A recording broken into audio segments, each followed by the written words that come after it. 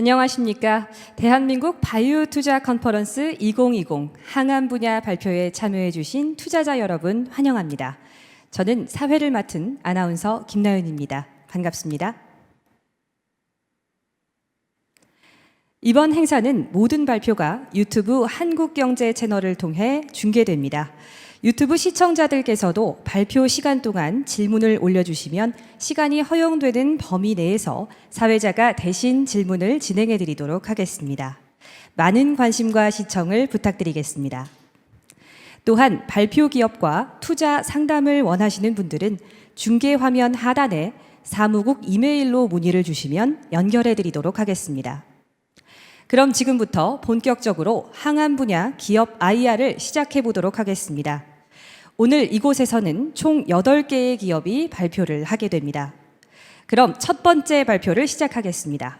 첫 발표는 앱클론 이재원 이사께서 해주시겠습니다. 이재원 이사님을 단상으로 모시겠습니다.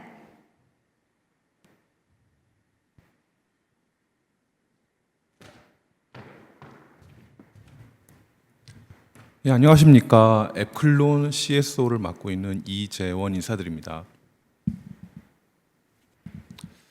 우선 바쁘신 와중에 소중한 시간 내주셔서 이렇게 앱클론이라는 회사에 지대한 관심을 보여주신 투자자분들께 진심으로 감사하다는 말씀 드리면서 시작하겠습니다. 사실 금일 프리젠테이션은 한 25분 내외로 예정이 되어 있습니다. 그래서 사실은 세부적인 사항을 모두 말씀드리기에는 그렇게 긴 시간은 아니기에 큰 그림 위주로 앱클론이 보유하고 있는 주요 파이프라인, 그리고 그런 파이프라인을 가능케 했던 플랫폼 기술, 그리고 앱클론이 2021년 이후에 꿈꾸는 미래상, 특히 2021년 앱클론을 둘러싸고 어떤 이벤트들이 일어날 수 있는지에 대해서 좀 포커스를 맞춰서 프레젠테이션을 진행하겠습니다.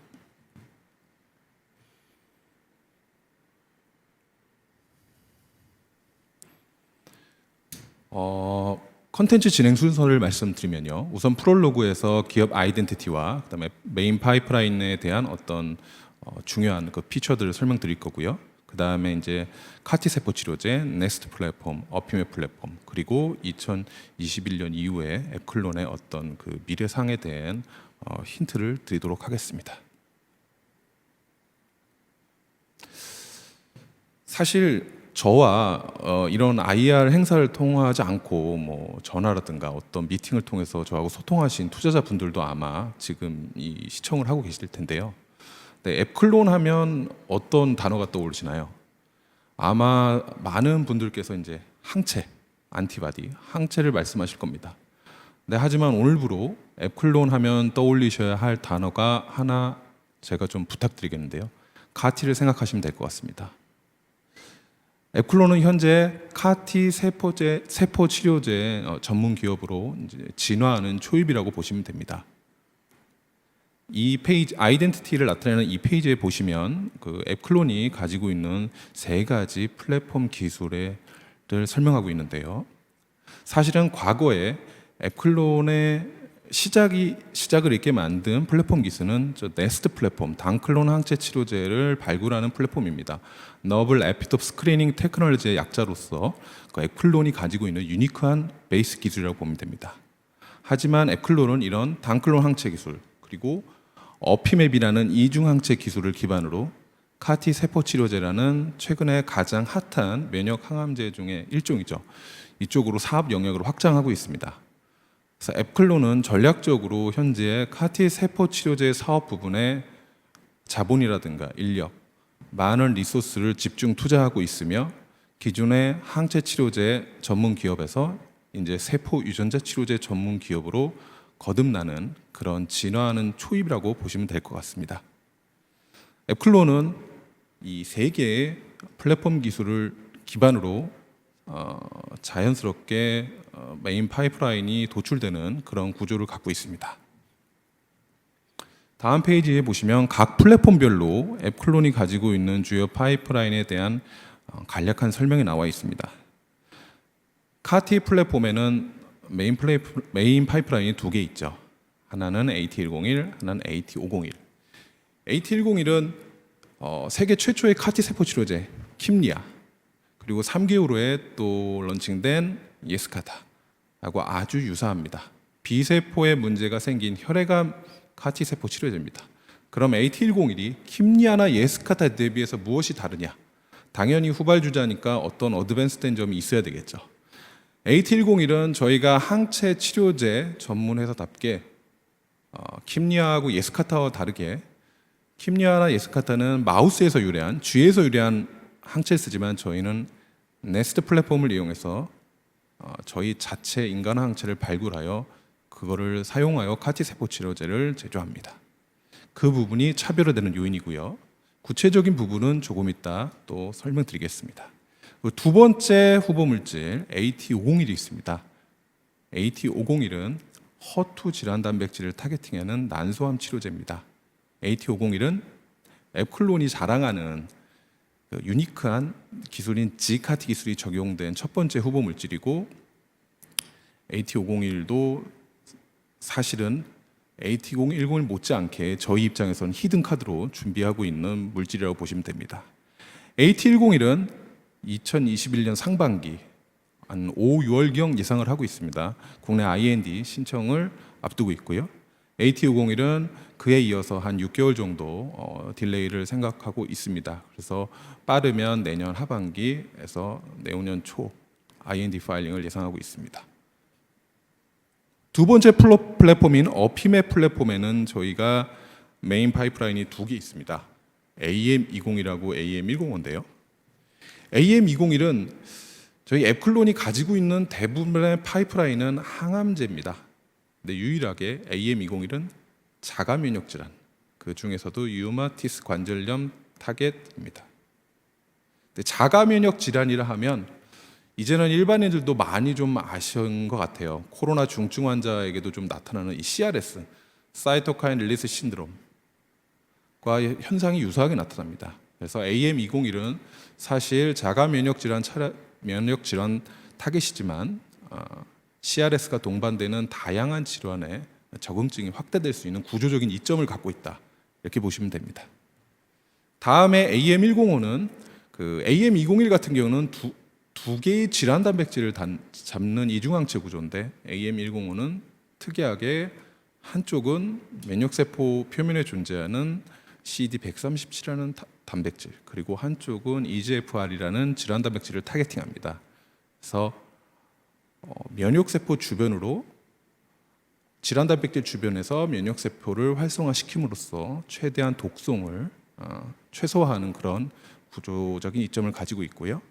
최근에 그 가장 매출이 많이 올라오고 있는 글로벌 차원에서 그 면역 감원 억제제인 키투르다라든가 옵디보 같은 그런 약들과 병용 투여하기에 구조적인 이점을 갖고 있습니다. 그리고 마지막으로 저희의 사실 베이스 테크놀로지라고 볼 수 있습니다. 네스트 플랫폼입니다. 네스트 플랫폼은 특정 항원의 특정 에피톱을 저희가 찾아내서 기존의 블록버스터 의약품이 점유하고 있지 않는 에피톱에 결합하는 새로운 항체 치료제를 찾는 앱클로만의 유니크한 기술입니다. 이 네스트 플랫폼을 이용해서 저희가 가장 유의미하게 기술 이전을 했던 물질이 AC101입니다. AC101은 중국 헬리우스 상하이 헬리우스 바이오텍의 기술 이전이 되어 작년 8월에 첫 번째 환자 인젝션이 이루어졌습니다. 올해 말에 이제 임상 1상이 완료될 예정이고요. 내년 초에 그 헬리우스를 통해서 임상 1상 탑라인 데이터가 공개될 것을 예상하고 있습니다. 이상으로 파이프라인에 대한 개괄적인 설명은 우선 드렸고요. 그래서 이제 세부적인 설명을 조금 더 드리겠습니다. 저희가 CAR-T 세포 치료제에 무게 중심을 두고 있는 만큼 가장 먼저 CAR-T 세포 치료제에 대한 설명이 있고요. 여기에 많은 그 내용이 할당되어 있다고 보시면 됩니다. CAR-T 세포 치료제는 기존의 바이오 의약품하고 많은 관점에서 차이가 있습니다. 기존의 바이오 의약품 하면 많이 알려진 약들 있죠. 휴미라, 허셉틴, 퍼제타. 한국의 바이오시밀러 업체들이 이 약을 복제함으로써 많이 유명해졌는데요. 이런 약들은 기본적으로 대량 생산에 근거하고 있습니다. 근데 CAR-T 세포 치료제는 그거하고 개별적으로 다르게 개별 맞춤형, 환자 맞춤형 치료제의 거의 상업화되는 최초의 아이템이라고 보시면 되고요. 면역 항암제이자 동시에 세포 유전자 치료제입니다. 그래서 최근 글로벌 제약 바이오 산업에서 가장 핫하다는 어떤 피처라든가 트렌드들이 다 융합된 그런 아이템이라고 보시면 되고요. 바이오의 하이테크라고 보시면 됩니다. 그래서 간단하게 카티 세포 치료제의 어떤 원리를 설명해 드리면 혈액암 기준으로 설명해 드리면 아픈 환자의 몸에서 혈액을 가져옵니다. 그리고 거기서 이제 T세포라는 면역세포를 걸러냅니다. 그 다음에 CAR, 카라는 유전자 조작을 해서 카티셀을 만듭니다. 그리고 카티셀의 수를 불리죠. 이걸 배양이라고 하고요. 그래서 환자의 몸에 다시 인젝션하게 됩니다. 이 설명만 들어도 보시면 아시겠지만 이 제조 공정에 상당히 변수도 많을 수도 있고 그런 점이 있습니다. 그래서 카티 세포 치료제는 사실 기존의 바이오 의약품의 임상을 보면 특정 임상 스테이지에서 이게 통계적으로 유의미 아니야, 마냐 이런 거 가지고 갑론을박을 많이 하시는데요. 사실 카티 세포 치료제는 혈액암 측면에서는 우선 그 파워풀한 메커니즘을 의심할 바가 없습니다. 중요한 점은 이 매뉴팩처링 프로세스에 수반되는 다양한 변수라든가 어떤 그런 거를 최소화하고 공정을 일관화하고 표준화하고 변수를 없앨 수 있느냐, 잘 만들 수 있느냐, 그 부분이 포인트라고 보시면 됩니다. 저희 앱클로는 지난 5월에 그 AT101, AT501 두 개의 후보 물질을 임상 시험할 수 있는 자체 GMP 시설을 본사에 완공했습니다. 현재 저희가 마지막 이 공정을 잡아가는 상태라고 보시면 되고요. 그래서 AT101부터 내년 5, 6월 타겟으로 R&D 신청을 예상하고 있습니다. 카티 세포 치료제 시장에 대한 언급입니다. 근데 사실 워낙 지금 이제 성장하는 시장이기에 그 오른쪽 그림에 있는 뭐 리서치 회사가 예상한 대로 저렇게 뭐 성장할 수 있고 안 할 수도 있습니다. 근데 워낙 베이스가 낮기 때문에 CAGR이 엄청나게 높게 나오는 거는 뭐 당연하고요. 근데 다만 모든 인더스트리의 메인스트림은 그 인더스트리의 메인 플레이어가 어떤 부분에 캐펙스를 집중하느냐에 따라 달려 있다고 보면 되는데요. 현재 킴리아의 노바티스, 그리고 예스카타의 길리어드, 그리고 길리어드가 자체 두 번째 카티세포 치료제 데카르투스, 글로벌로 보면 세 번째 치료제죠. 그걸 얼마 전에 출시를 했고요. 그리고 현재 BMS도 두 개의 세포 치료제 승인을 준비하고 있습니다. 그리고 존슨앤존슨도 준비를 하고 있고요. 여러분들이 익히 들어보셨던 대부분의 빅파마들이 카티 세포 치료제 파이프라인을 확보하기 위해서 다들 많은 캐펙스를 지금 집중하고 있습니다. 그러기에 향후에 어떤 속도로 시장이 성장할지는 정확하게 알지는 어렵지만 그 방향성은 명백하게 세포 유전자 치료제는 성장하고 그 중에 첫 번째 상업화되는 가장 대표적인 아이템이 카티 세포 치료제다. 이 부분에 대해서는 의심할 바가 없다고 보셔도 됩니다. 왼쪽에는 예스카타하고 킴리아의 그 2019년 매출이 나와 있는데요. 사실 이런 질문들 많이 하십니다. 예스카타가 나중에 런칭했는데 왜 매출이 더 높냐? 이거는 미세하게 적응증 차이라고 보시면 되고요. 지금 킴리아나 예스카타 모두 적응증을 계속 다변화하고 늘리는 과정입니다. 미래는 어떻게 될지 사실은 알 수가 없습니다. 저희 카티세포 치료제의 첫 번째 후보 물질 AT101에 대한 설명입니다. AT101은 간단하게 설명드리면 B세포에 문제가 생긴 혈액암 치료제고요. 질환 단백질 CD19을 타겟팅으로 합니다. 딱 킴리아하고 예스카타하고 구조가 똑같고요. 그럼 차이점은 뭐냐? 저희가 자체 개발한 1218 항체를 쓰기 때문에 기존의 FMC63이라는 마우스에서 유래한 항체를 쓰는 킴리아 예스카타 대비해서 면역 원성이 제거되기 때문에 치료 효과가 더 좋을 거라고 기대되는 최소한의 논리적 근거입니다. 더불어서 저희 1218 항체는 FMC63이 붙는 에피톱이 아닌 다른 에피톱이 붙기 때문에 기존 카티 세포 치료제 킴리아나 예스카타에 불응하는 환자군에도 확대 적용될 수 있는 가능성이 높습니다. 그게 차별화된 점이라고 보시면 됩니다. 이 페이지는 이제 AT101을 갖고 동물 실험을 한 겁니다. 저희가 7일차에 단에 투여를 했고요. 그다음에 28일 지난 거에 보시면 빨갛게 하이라이트된 부분 보시면 아시겠지만 암세포가 완전히 사라진 걸 알 수가 있습니다. 이게 시사하는 바는 CAR-T 세포 치료제의 파워풀한 메커니즘을 동물의 몸 안에서 그대로 구현해냈다라고 보시면 됩니다. 이걸 고스란히 이제 인간의 몸에서 구현하게 되면 저희도 이제 킴리아 에스카타 못지않은 CAR-T 세포 치료제 보유 회사가 될 것으로 예상하고 있습니다. AT501은 저희가 히든 카드로 준비하고 있는 저희만의 자체 기술인 gCAR-T 기술이 적용된 파이프라인입니다. gCAR-T 기술은 기존의 CAR-T 세포 치료제가 가지고 있던 CRS, 사이토카인 릴리스 신드롬이라는 단점을 구조적으로 극복할 수 있는 기술인 gCAR-T가 적용된 물질이고요. 저 gCAR-T의 컨셉은 CAR-T 셀을 활성화시키는 스위치 물질의 농도를 조절함으로써 전체 CAR-T 셀의 활성도를 조절함으로써 CRS를 구조적으로 극복하겠다는 컨셉입니다. 이 gCAR-T가 적용된 AT501이 갖는 또 장점이 있습니다. 방금 말씀드린 것처럼 트러디셔널한 전통적인 CAR-T 세포 치료제가 갖고 있는 그 단점을 극복하는 동시에 스위치 물질만 변경함으로써 타겟팅하는 질환 단백질을 쉽게 바꿀 수 있습니다. 이 얘기는 이 물질 자체로 플랫폼적인 성격이 강화된 걸 의미하고요. 그렇기 때문에 허투, 메셀린, CD19 다양한 질환 단백질로 저희가 스위치 물질만 변경하면 그대로 타겟팅이 가능합니다. 이 AT01도 그 동물 실험을 저희가 수행하였습니다. 역시 보시면 아시겠지만 맨 아래쪽에 빨갛게 하이라이트된 부분 보시면 완전 간해가 된 걸 볼 수 있시죠.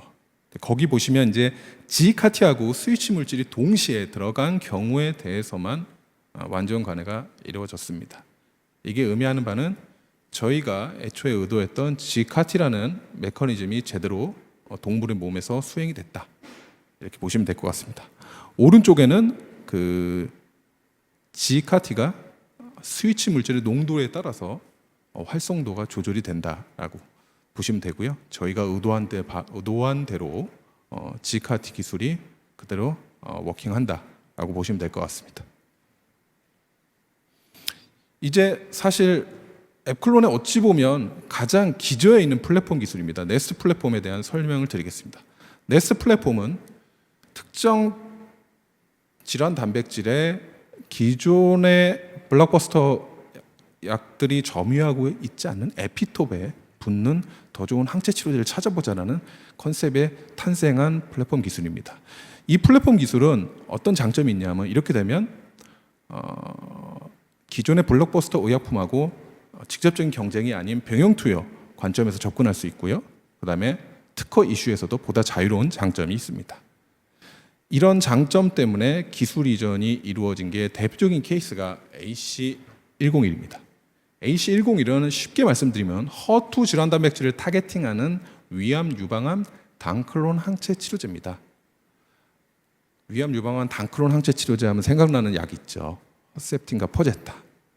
허셉틴과 퍼제타도 똑같이 허투 질환 단백질에 결합을 합니다. 근데 저희가 어떤 실험을 했냐면 그 오른쪽 그림 보시면 아시겠지만 TRA가 허셉틴이고요, PER이 퍼제타입니다. 그래서 허셉틴 퍼제타 조합 대비해서 허셉틴 AC101 조합을 테스트해봤습니다. 그랬더니 위암이든 유방암이든 모두 동물 모델에서 허셉틴 퍼제타 조합보다 훨씬 우수한 성과를 보여줬습니다. 이 성과를 보고 중국 헬리우스 측에서 기술 이전을 결정했고요. 기술 이전을 결정하게 된 배경은 헬리우스가 허셉틴 바이오시밀러를 보유하고 있습니다. 그래서 헬리우스의 허셉틴 바이오시밀러와 저희 AC101을 결합해서 기존의 허셉틴 퍼제타 대비 높은 가격 경쟁력으로 허투 발현 위암 유방암 시장을 잡아보겠다는 의도로 기술 이전을 해갔고 현재 중국 임상 1상 마무리 단계로 알고 있고요. 내년도에 이제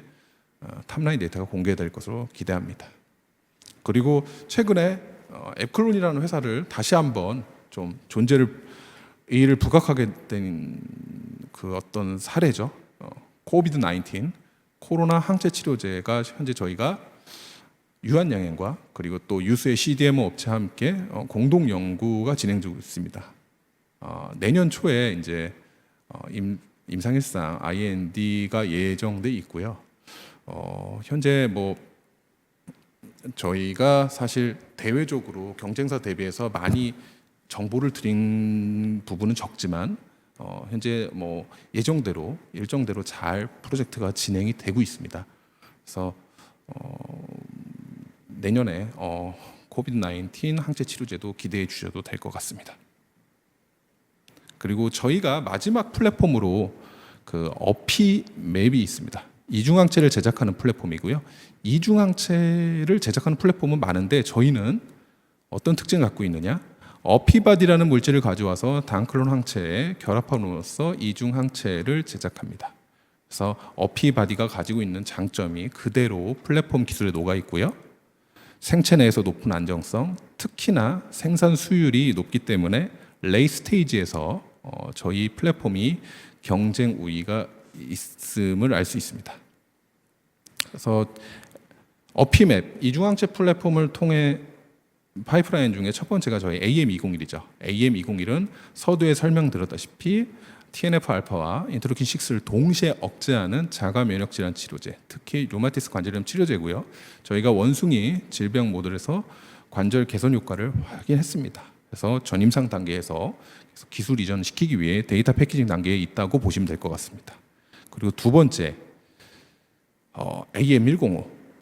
AM105는 AM202라고 다르게 한쪽은 면역세포, 한쪽은 질환 단백질을 타겟팅합니다. 여기서 면역세포는 이제 면역세포 표면에 존재하는 CD137, 4-1BB라고도 알려져 있는 그런 단백질을 타겟팅하고요. 한쪽은 EGFR을 타겟팅하게 설계되어 있습니다. 그래서 질환 단백질 근처로 면역세포를 끌고 와서 그 부분에서만 활성화시킴으로써 독성을 최소화하는 이중항체 기반의 일종의 면역 항암제라고 보시면 됩니다. 그리고 특히 이 물질은 EGFR 대신에 다양한 질환 단백질로 변경이 가능합니다. 그렇기 때문에 플랫폼적인 성격을 갖고 있고 실제로도 빅파마들이 이 구조적인 매력 때문에 관심을 많이 갖고 있는 물질이라고 보시면 됩니다. 이것 또한 저희가 전임상 단계에서 기술 이전 시키기 위한 목표로 데이터 패키징을 계속 진행 중입니다. 이상과 같이 이중항체 파이프라인은 저희가 기존 앱클론의 스탠스죠. 전임상 단계에서 기술 이전을 시키는 그 전략을 계속 가져가고 있습니다. 그리고 이제 거의 그 발표의 마지막 단계로 왔는데요. 이제 저희가 사실 이제 앱클론이 만들어진 지 한 10년이 이제 넘어가고 있습니다. 내년도면 11년이고요. 근데 앱클론 하면 기존의 어떤 그 전임상 단계, 디스커버리 단계에서 항체 후보 물질을 발굴해서 기술 이전을 시키는 게 기본적인 비즈니스 모델이었습니다.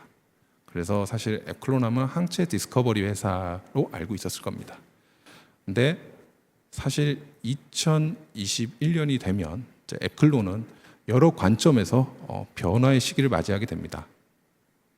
첫 번째 R&D 스테이지 관점에서 보면 기존의 항체나 이중항체의 후보 물질을 전임상 단계에서 기술 이전 시키는 단계를 넘어서 카티라는 면역 항암제 중에서도 가장 핫하다는 아이템을 들고 자체 임상 파이프라인을 갖게 되는 회사로 변신하는 그런 초입이라고 보시면 되고요.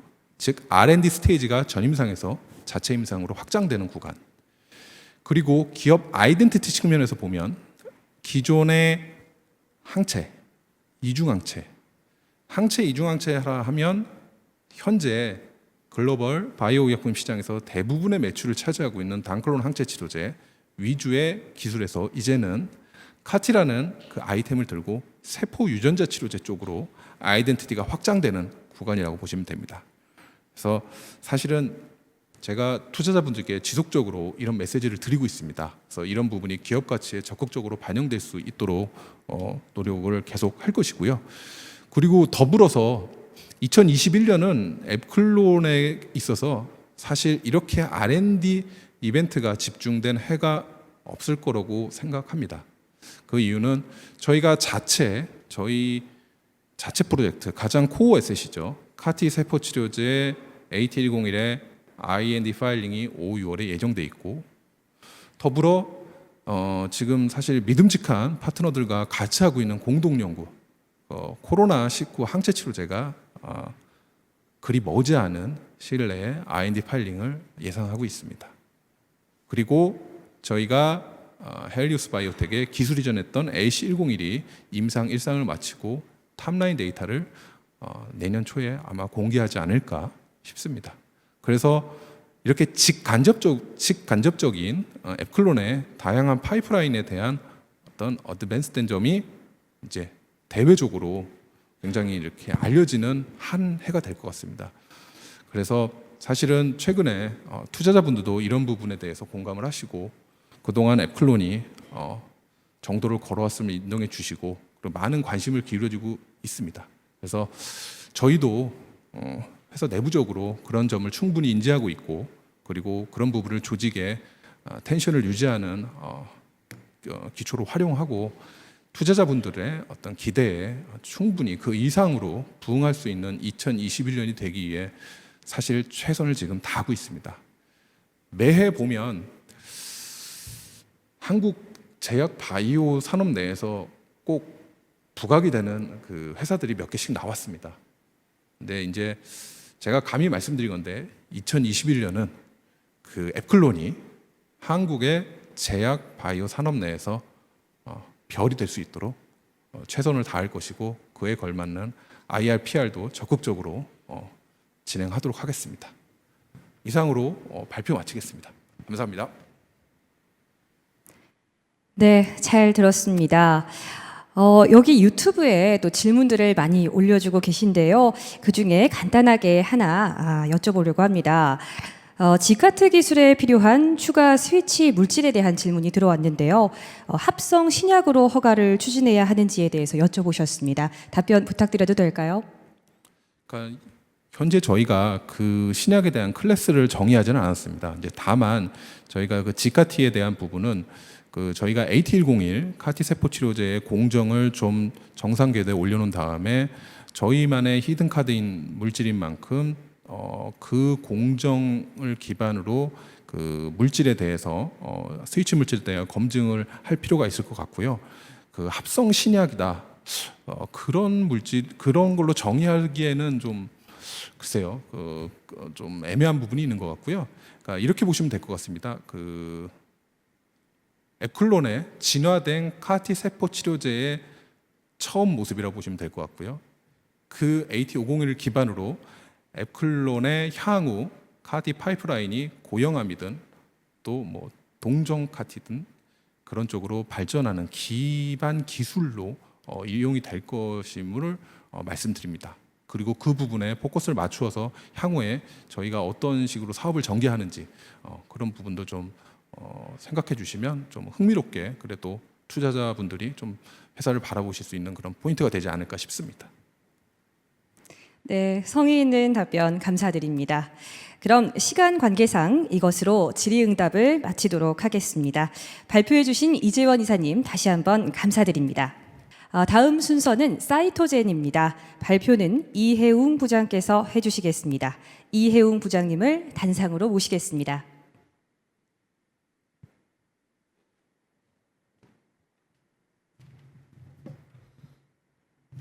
네, 안녕하세요. 저는 사이토젠의 이혜웅입니다. 오늘 이렇게 한국 바이오 컨퍼런스에 참가하게 돼서 크나큰 영광이고요. 저희 사이토젠에 대해서 소개를 시켜드리고, 그다음에 어떤 면에서의 투자자들이 포인트를 잡아야 되는지 한번 설명을 해드리도록 하겠습니다.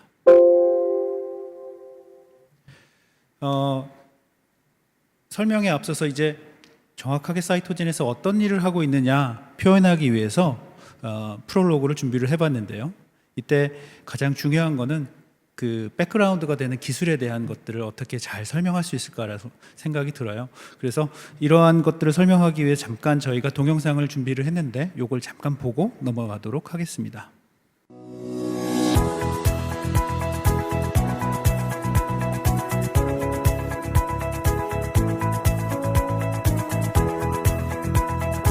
인류 최대 적이라고 불리는 암. 현대의학의 발전으로 암 환자의 생존율은 갈수록 높아지고 있지만 아직도 암은 가장 두려운 질병 중 하나입니다. 암으로 인한 사망의 대부분은 암의 전이에 의해 발생하며 암 전이의 핵심 요인이 CTC라고 불리우는 순환 종양세포입니다. CTC는 암에서 떨어져 나와 혈관 속에 들어가서 떠돌아다니는 세포를 말하며 정상 혈구 세포 약 10억 개의 하나 정도로 매우 희소하게 존재합니다.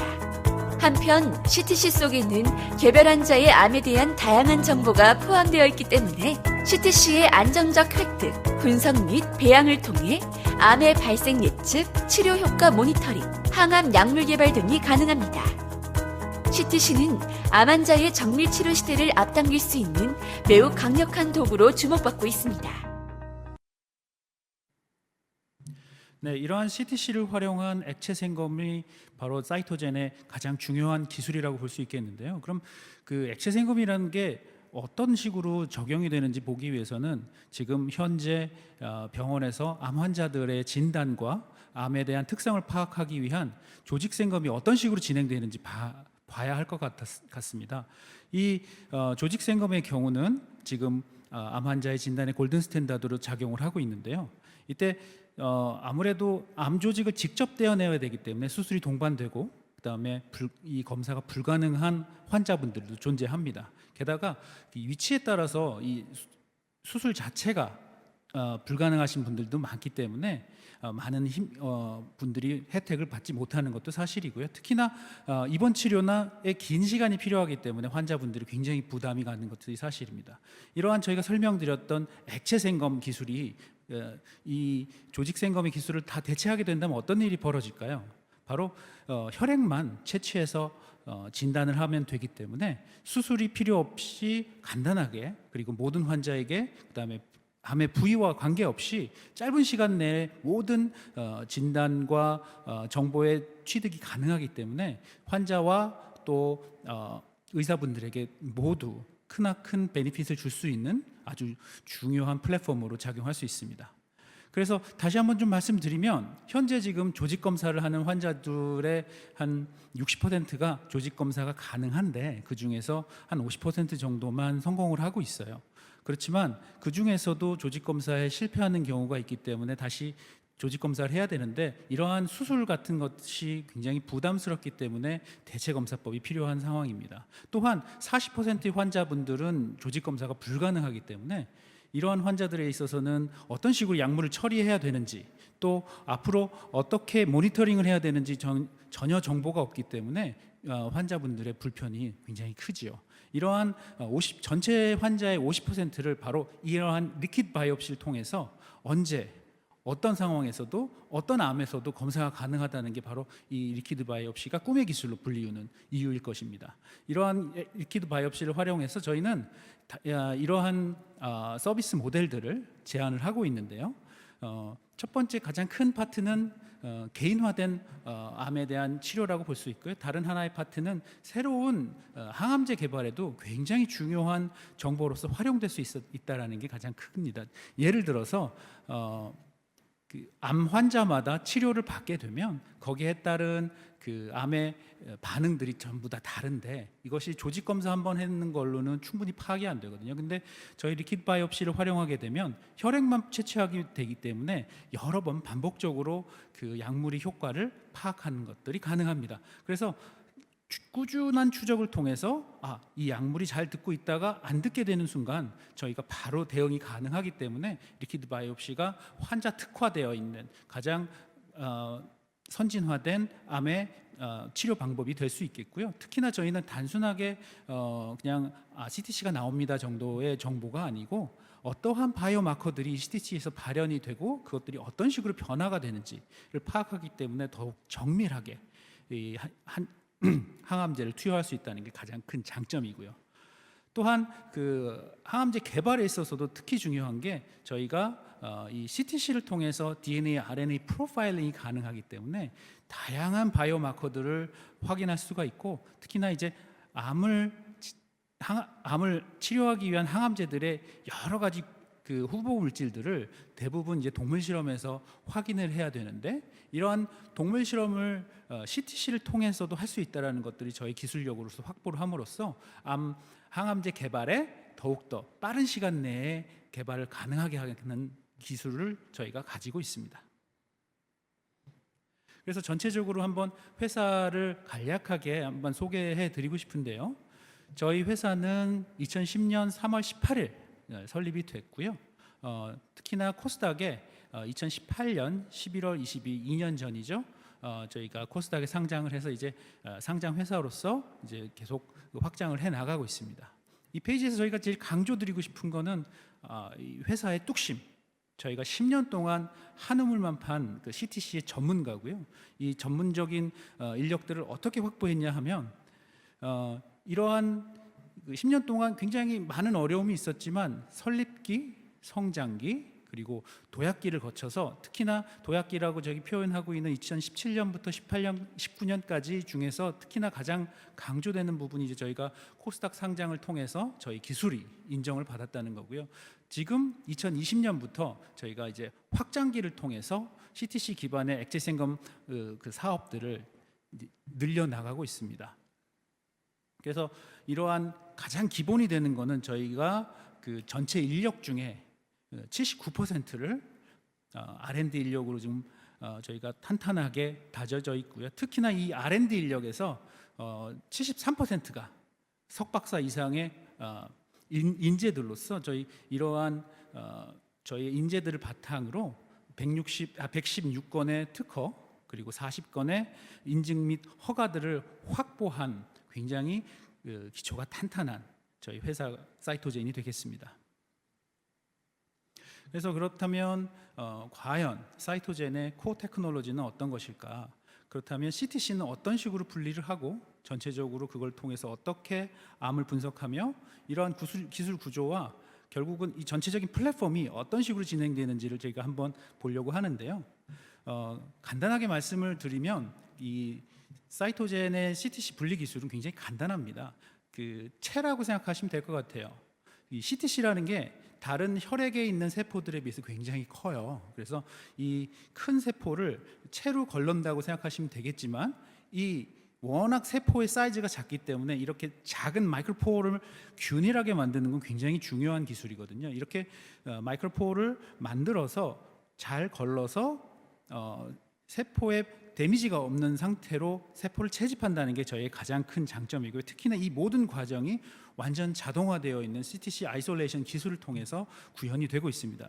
여기 그 가운데 패널에서 지금 보이는 것처럼 이렇게 혈액이 있으면 이 혈액에서 그 세포들만 채집을 해서 이 저희 필터를 통해서 CTC하고 그 나머지 세포, 특히 나머지 세포는 대부분이 이제 이뮨셀이 되겠는데요.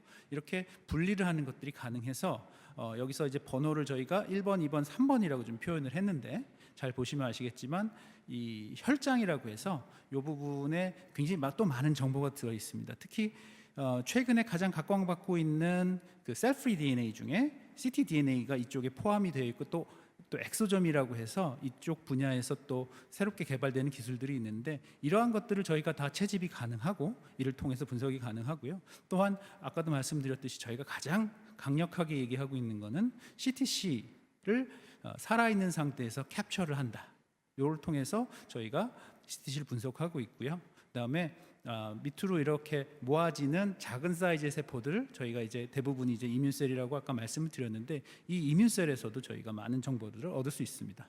아까 말씀드린 것처럼 저희가 살아있는 상태에 CTC를 잡는다는 것은 결국은 어떤 얘기냐면, 이 CTC가 살아있기 때문에 DNA, RNA, 프로테인 이 모든 것들의 그 분석을 하기 위한 기본적인 정보들이 굉장히 잘 보존되어 있다고 할 수 있을 것 같아요. 그래서 DNA를 통해서 DNA 뮤테이션 어널리시스가 가능하고, 또 RNA를 통해서 RNA 프로파일을 지금 저희가 진행을 하고 있습니다. 또한 이 프로테인이 얼마나 익스프레션 하고 있느냐가 굉장히 결국은 약물의 효능이나 환자의 상태를 반영하는 가장 중요한 지표인데요. 이 프로테인 익스프레션 어널리시스를 통해서 저희가 CTC를 분석을 해내고 있습니다. 그래서 저희 그 코어 테크놀로지를 다시 한번 좀 아까는 좀 더 기술적인 얘기를 드렸고요. 이 코어 테크놀로지를 어떤 것들이 가능한가를 한번 좀 봤을 때 특히 저희가 가장 강력하게 주장하는 것들이 바이오마커들을 발굴해냄으로써 약물 선정, 또한 또 여러 번 그 샘플을 채취해서 무리 없이, 환자의 무리 없이 저희가 분석이 가능하기 때문에 이러한 계속적인 모니터링을 통해서 치료 효과 모니터링과 그다음에 언제쯤 재발할 수 있는지를 예측할 수 있는 중요한 지표로 사용하고 있고요. 아까도 말씀드린 것처럼 DNA와 RNA가 추출이 가능하기 때문에 사이토제 온코 패널을 통해서 그 암특이적인 유전자들, 특히 저희는 CTC 기반의 그 암특이적 유전자들을 가지고 환자분들의 상태를 확인하는 그러한 툴로서 활용하고 있고요. 또 특히나 저희 RNA 분석은 그냥 전체적인 RNA 프로파일링이 아니고 하나하나의 세포들을 다 그 단일 세포 레벨로 채집을 해서 이를 통해서 RNA 시퀀싱을 통해서 살아있는 상태의 CTC가 가지고 있는 독특한 특성들을 정확하게 파악해서 거기서 나오는 새로운 바이오마커 발굴에 적극적으로 활용하고 있다는 게 가장 큰 장점입니다. 그래서 그렇다면 어떤 식으로 실제적으로는 적용이 되고 있느냐? 그래서 혈액이 저희한테 들어오면요, 혈액 전처리 과정, 그 다음에 CTC 분리 과정, 그리고 이 CTC를 검출하고 분석해서 이렇게 모든 과정들이 다 그 자동화되어 있는 장비들을 통해서 이루어지고 있고요. 특히나 아까도 말씀드린 것처럼 살아있는 상태의 CTC를 확보를 할 수가 있기 때문에 이 CTC 배양도 가능한데, 이러한 배양을 통해서 CTC만의 강점인 그 전이되어 있는 요소들을 가지고 있는 세포들을 만들 수가 있기 때문에 이런 것들을 통해서 약물의 스크리닝이나 약물의 효과를 볼 수 있는 가장 중요한 툴로서 활용될 수 있을 것 같습니다. 그래서 이러한 기술들을 통해서 저희가 어떠한 비즈니스 어플리케이션을 하고 있는지 설명을 해드리려고 하고 있는데요.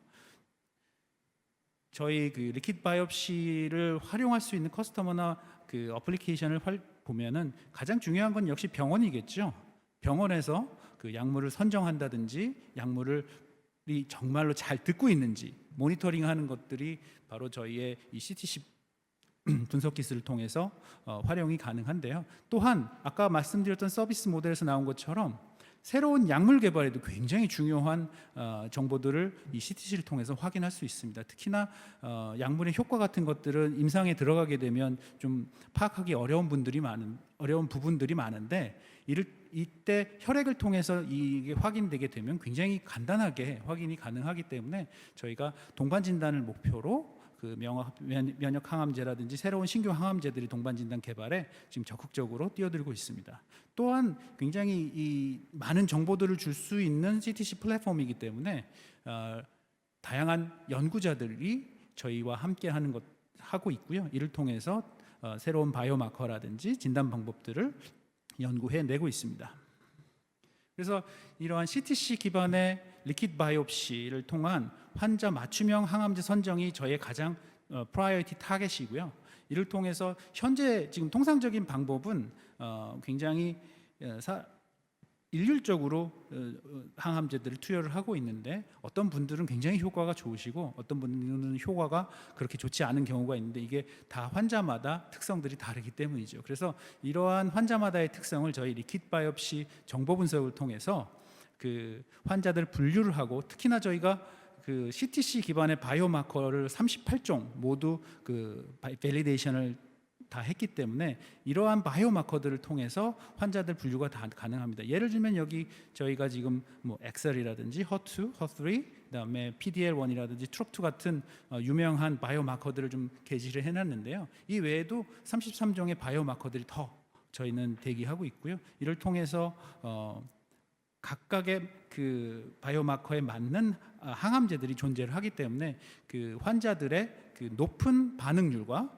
그다음에 여태까지 할 수 없었던 부분들을 다 저희가 그 채워줄 수 있는 아주 환자 맞춤형 플랫폼이라고 생각하시면 되고요. 이런 맞춤형 테라피를 적용해서 암 생존율을 향상시키는 것이 저희의 미션이라고 저희 생각하고 있습니다. 그래서 이러한 약물 선정도 중요하지만 결국은 약물이 투여됐을 때 암이라는 거는 살아남기 위해서 이 약물에 대한 내성들이 생기기 마련이거든요. 이런 것들을 모니터링을 통해서 어떤 식으로 실제 암이 작용을 하고 있는지, 그리고 어떻게 하면 재발되는 것들을 미리 알아서 선제적으로 약물을 처리할 수 있는지가 가장 큰 지금 화두라고 할 수 있습니다. 그래서 저희가 그 컨셉을 한번 여기 그림으로 그려봤는데요.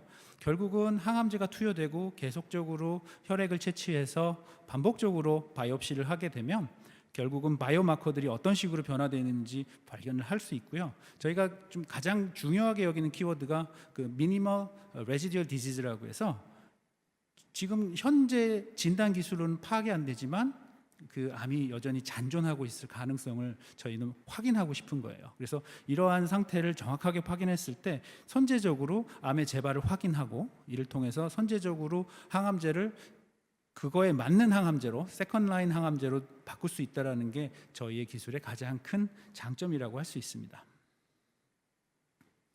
그래서 그 저희 제약사 대상으로 진행됐던 서비스 사례를 하나 소개시켜 드리면 다이치 산교와 저희가 꽤 오랫동안 지금 함께 해오고 있는데 4차 과정을 통해서 저희가 4번 다이치 산교와 중요한 그 임상들을 같이 진행했고요. 그 가장 중요한 건 뭐냐면 폐암 환자의 치료 과정 중에 그 타겟 항암제, 여기서는 이제 EGFR TKI라는 표현을 썼는데 이 타겟 항암제가 굉장히 많이 사용되고 있습니다. 이러한 타겟 항암제를 사용하게 되면 결국은 내성이 오게 되는데 이런 내성을 가졌을 때 그 다음에 또 이제 대처하는 방법들이 있어요. 그게 T790M이라고 하는 그 변이가 있을 경우에는 또 세컨 라인 항암제들이 있는데 이러한 것이 없는 환자도 굉장히 많기 때문에 대처 방법이 없는 이러한 환자들을 위해서 저희가 다이치 산교와 함께 새로운 약물 개발에 저희 CTC 기술을 적용을 했고요. 다양한 마커들을 저희가 확인을 했을 때 이 마커의 패턴이 어떻게 되느냐에 따라서 그 패턴을 가지고 언제쯤 이 환자가 내성이 생길 수 있는지를 예측하는 중요한 데이터들을 확보를 했습니다. 또한 아까 말씀드린 것처럼 살아있는 상태의 CTC를 저희가 캡처할 수 있기 때문에 DNA나 혹은 다른 RNA 같은 그 중요한 그 머티리얼이 굉장히 살아있는 상태로 저희가 얻을 수가 있게 되는데요. 이러한 그 암에 대한 진단에 요새 가장 많이 사용되고 있는 것들이 결국은 시퀀싱을 통한 그 암의 프로파일이라고 할 수 있는데 특히나 이제 타겟티드 시퀀싱이라고 그래서 온코패널이라는 얘기를 많이 불리고 있거든요. 이게 지금 예를 들면 ctDNA라든지 아니면 가장 많이 하는 거는 조직에서 어떠한 그 뮤테이션이 있는지를 확인하는 방법인데 저희는 이거를 더욱더 정밀하게 하기 위해서 CTC 기반으로 개발을 했고요. CTC 기반으로 해서 이제 환자의 검체를 채취하고 이러한 유전자를 파악한 다음에 거기에 맞는 유전자 변이에 따른 그 약물의 치료를 가능하게 하는 것들을 목표로 삼고 있습니다. 그래서 지금 현재 글로벌 바이오 공급사인 T사와 함께 저희 사이토젠이 그 CTC 특별한 그 온코 패널을 제작하고 있고요. 이를 통해서 제품을 양산하고 글로벌 제품으로 공급할 수 있도록 하는 것을 지금 목표로 달려가고 있습니다. 특히나 국내에서는 지금 폐암, 간암, 유방암, 대장암에 다양한 제약사와 대형 병원하고 협력 임상을 진행을 하려고 하고 있고요. 특히 미국에서 지금 클리아 서비스를 바탕으로 해서 현지 회사와 협력을 하고 그다음에 그를 바탕으로 보험수가 적용을 진행을 하고 있습니다. 또한 일본 상황도 굉장히 중요한데요. 일본에 이제 일본 연구소와 협력을 해서 일본 현지에 지금 연구소를 설립을 했고요. 이를 통해서 폐암 쪽에서 온코 패널을 확인하고 이를 통한 일본 진출에 저희가 지금 박차를 가하고 있습니다. 이번에 말씀드릴 거는 이제 RNA 시퀀싱 기술을 저희가 지금 말씀드리고 싶은데요. 이러한 지금까지 계속 그 기술의 열거들이 좀 어떤 의미가 있는가라는 의문이 들 수 있을 것 같아요. 특히 싱글셀 RNA 시퀀싱 같은 경우는 굉장히 하이 테크놀로지이기 때문에 현재 바로 진단에 적용하기는 굉장히 어려울 수도 있습니다. 하지만 저희가 이걸 한 이유는 결국은 그 CTC에서 그 RNA 시퀀싱을 한다는 것은 각 단일만의 그 싱글셀 레벨에서의 RNA 시퀀싱을 통해서 그 프로파일을 해내고 이를 통해서 그 암세포가 갖고 있는 그 헤테로지니티를 그 CTC에서도 확인하는 것들 가장 큰 목표로 하고 있어요. 그래서 CTC에서 나오는 싱글셀 레벨에서의 RNA 분석을 해서 이를 통해서 새로운 신규 마커, 특히나 CTC와 연결이 되어 있는 고유의 신규 마커를 발굴을 하고 이를 통해서 다수의 제약사, 연구기관과 협력을 해서 이 바이오마커들을 탄탄하게 그 기초를 다지는 것들을 지금 목표로 하고 있습니다. 이런 것들이 가능하게 되면 결국은 이러한 바이오마커로 그 동반 진단이라든지 새로운 약물 개발에 굉장히 강하게 작용을 할 수 있기 때문에 저희가 지금 대표적으로 이제 골전이암 진단이라든지 항암제 개발을 위한 바이오마커 발굴에 이 싱글셀 RNA 시퀀싱을 활용을 하고 있습니다. 그래서 이러한 그 사이토젠의 기술들이 지금 시장에서 얼마나 사이즈를 보이고 있는지를 저희가 지금 보여주는 자료인데요. 특히 약물 선정이나 치료 효과 모니터링 같은 경우는 지금 언맷 니드가 굉장히 큰 분야 중에 하나여서 특히나 굉장히 빠른 성장세를 보이고 있습니다. 그래서 뭐 ctDNA를 활용한다든지 아니면 다른 여러 가지 방법들을 활용을 하고 있는데 CTC를 활용하는 방법들이 이제 시장에서 인정을 받게 되면 이러한 그 사이즈가 더욱더 커질 거라고 더 예측을 하고 있고요. 저희가 이 분야에서 굉장히 큰 포션을 차지할 수 있을 거라고 저희 믿고 있습니다. 또한 특히나 저희가 아주 타겟해서 사이토젠 온코패널 혹은 사이토젠 싱글셀 RNA 시퀀싱을 가지고 있기 때문에 이것들이 그냥 바로 적용을 했을 때 전체적인 시장 규모에서 봤을 때 한 5.8조 원 그리고 7조 원의 시장 규모들을 가지고 있기 때문에 저희가 CTC를 활용해서 한다는 건 굉장히 독보적이기 때문에 많은 부분에서 저희가 활용할 수 있을 것으로 기대하고 있습니다. 그래서 저희의 이러한 것들을 어떻게 더욱더 성장시켜 나갈 수 있을까라는 것을 저희가 지금 많이 고민 중에 있는데요. 저희가 지금 어떤 식으로 성장해 왔는지를 보여드리면 앞으로의 성장은 어떻게 갈 수 있을까를 짐작하실 수 있을 것 같아요. 그래서 10년간 저희가 진짜 한 우물만 파서 정말 우직하게 지금 CTC 플랫폼을 다져오고 그 신뢰도와 안정성을 확보하고 있는데 저희 10년 동안 거의 6천여 건의 독자적인 임상 경험을 통해서 노하우를 축적하고 있고요. 특히나 그 서울에 있는 6개 병원, 뭐 아산병원이라든지 삼성병원이라든지 이 거의 한국에 있는 암 환자들이 거의 이쪽에 다 몰려 있거든요. 이러한 6개 병원과 저희가 함께 10년 동안 진행을 해왔고 폐암, 유방암, 뭐 전립선암 등등 다양한 암종에서 저희가 굉장히 많은 노하우들을 축적해 왔습니다. 그래서 지금 저희가 보여드릴 수 있는 파이프라인들이 각각 이렇게 정해져 있는데 저희 장비나 혹은 플랫폼의 완성은 이미 다 끝나 있는 상태고요. 이것들을 이제 실제적으로 바이오마커에서 확인을 해서 임상적인 결과들을 얻는 그런 과정이 있습니다. 그래서 많은 임상들이 많이 진행되고 있고 내년에는 허가를 받을 수 있는 그러한 방향으로 지금 진행을 하고 있고요. 또한 단순하게 저희는 국내 비즈니스를 보는 게 아니고 그 글로벌 비즈니스 쪽으로 역량을 확장해 나가려고 하고 있습니다. 특히나 그 미국 쪽에는 아까 말씀드린 것처럼 클리아라고 하는 독특한 시스템이 있는데 랩 디벨롭먼트 테스트가 가능한 그러한 그 규제 방법을 가지고 있어요. 그래서 미국 내에서 클리아 인증을 받게 되면 이를 통해서 바로 서비스가 가능하기 때문에 현재 지금 클리아를 할 수 있는 협력사와 협약을 통해서 저희 장비가 그 미국에 직접 진출해 있고요. 이를 통해서 지금 다양한 밸리데이션 작업이 끝나서 1월 중순이나 2월쯤에는 저희 클리어 서비스가 개시될 수 있도록 지금 준비하고 있습니다. 특히 이 회사의 노하우와 저희의 기술이 합쳐져서 조만간 보험에도 등재될 수 있도록 저희가 지금 노력을 하고 있고요. 또한 일본에서는 아까도 말씀드린 것처럼 현지 연구소를 설립을 해서 이를 통해서 저희가 다양한 임상 정보 그리고 다양한 그 글로벌 마켓에서 활용할 수 있는 데이터들을 확보하려고 하고 있어요. 또 한 가지는 유럽 쪽인데 저희가 이미 저희 장비가 CBMED라고 하는 유럽의 그 바이오마커 컨소시엄이 있는데 암에 관련되어 있는 여기에 저희가 CTC 플랫폼으로 채용이 돼서 저희 그 장비가 지금 CBMED로 나가서 독자적으로 지금 활용이 되고 있습니다. 그래서 다양한 암종에서 환자들의 그 혈액을 가지고 지금 CTC의 분석에 들어가 있고요. 굉장히 좋은 결과가 나올 것으로 지금 예측하고 있습니다.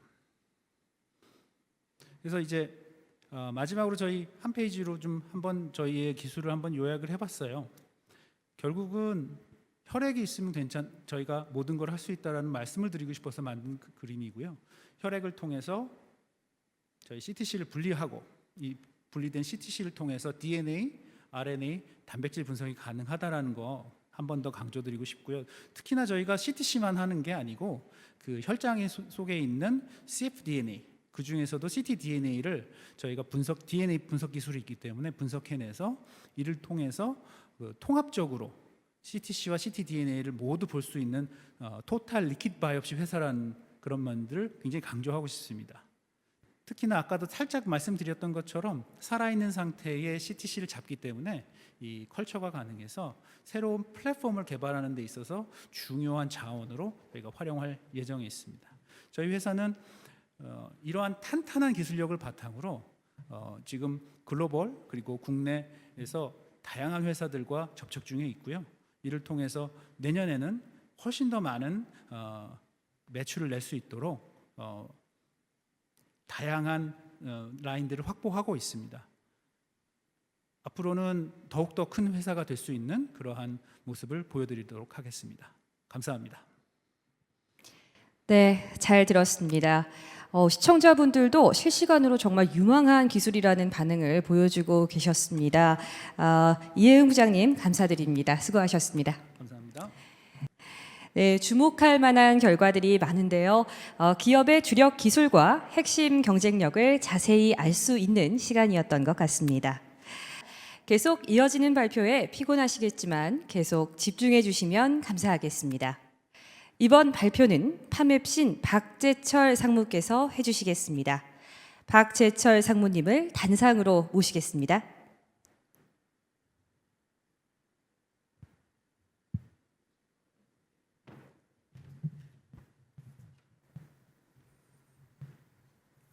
네, 안녕하십니까. 파맵신의 IR을 담당하고 있는 박재철입니다.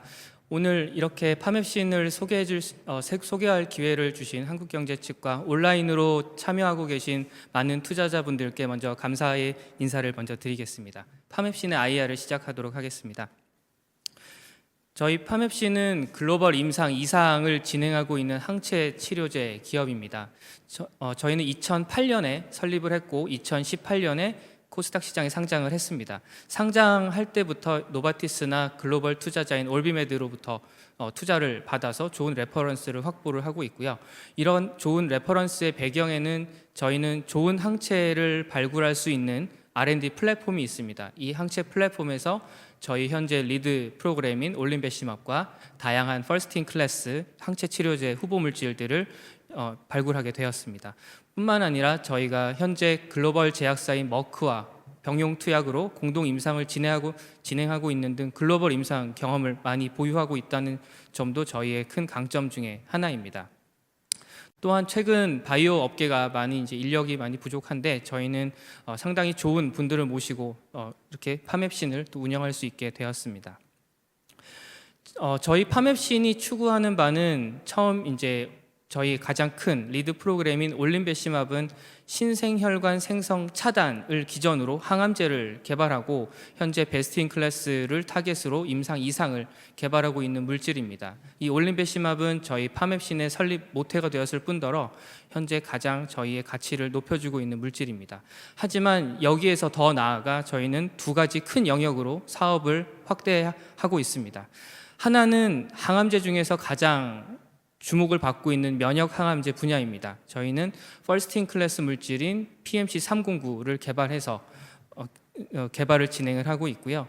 또 한 분야는 저희가 과거에 암의 종양 신생혈관 생성 차단을 중심으로 개발을 했다면은 다양한 몸의 신생혈관 확장, 신생혈관을 정상화함으로써 비항암제 영역으로 확장하는 그런 PMC403을 중심으로 해서 비항암 영역으로도 사업 영역을 확장을 하고 있습니다.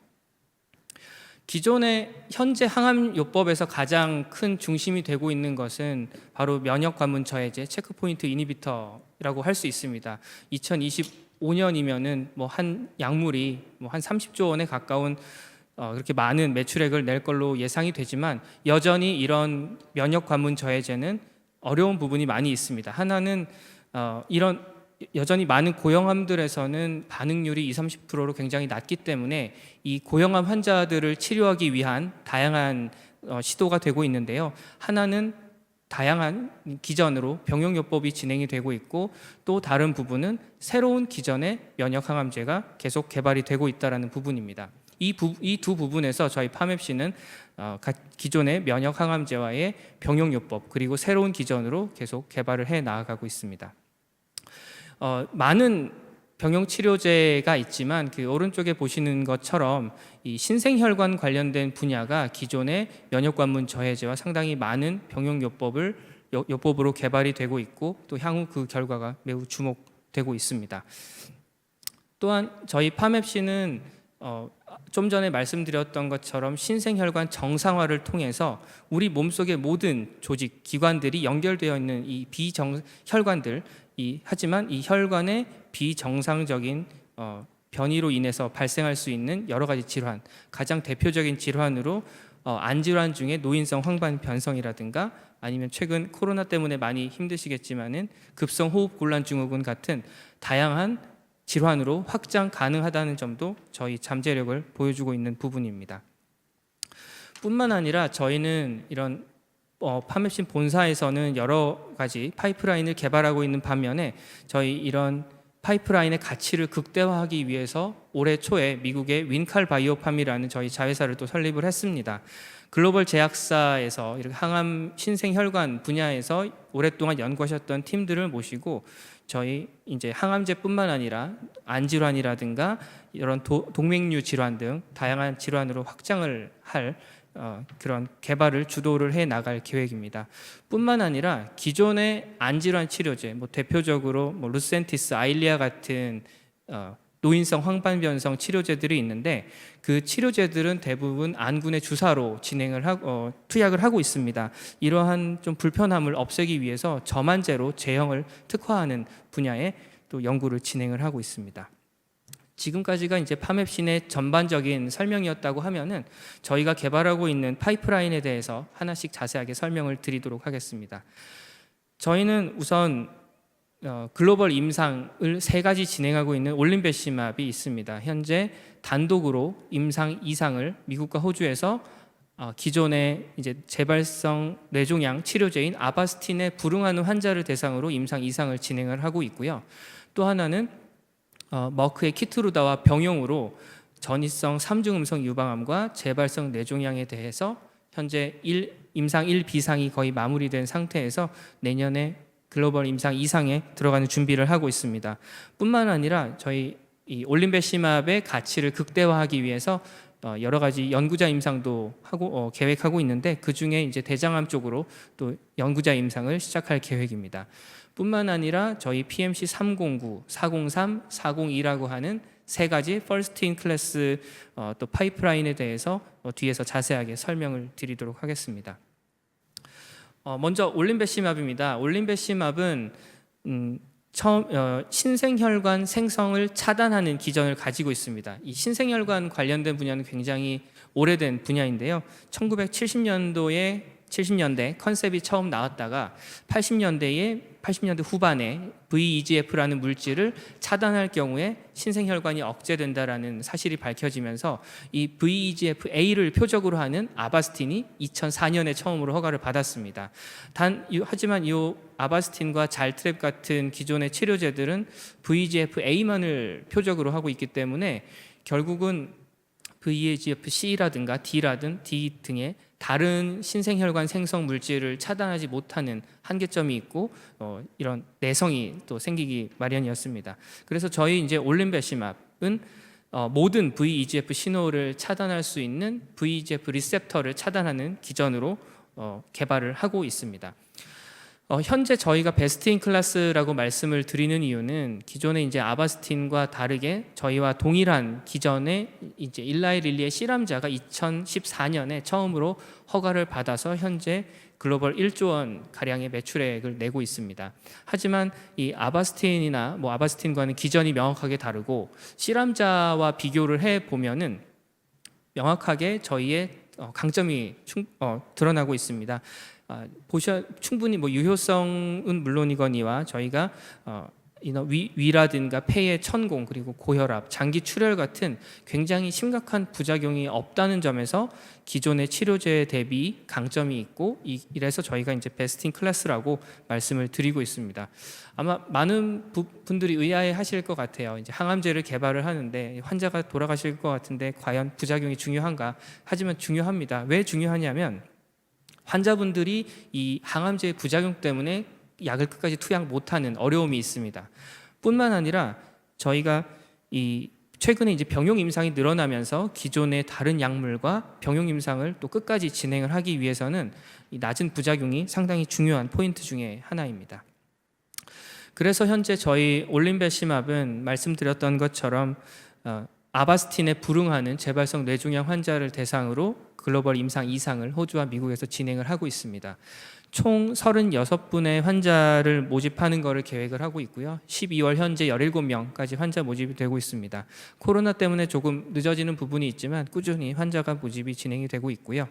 또 중요한 임상 중에 하나는 저희가 키투르다와 병용으로 투약하고 있는 이 재발성 뇌종양 그리고 전이성 3중 음성 유방암, 저희가 현재 최근까지도 투약받고 계신 환자분들이 계시지만은 임상 1 비상은 거의 마무리 단계에 있고 내년 상반기에 전이성 3중 음성 유방암을 적응증으로 해서 임상 2상에 진행을 할 예정입니다.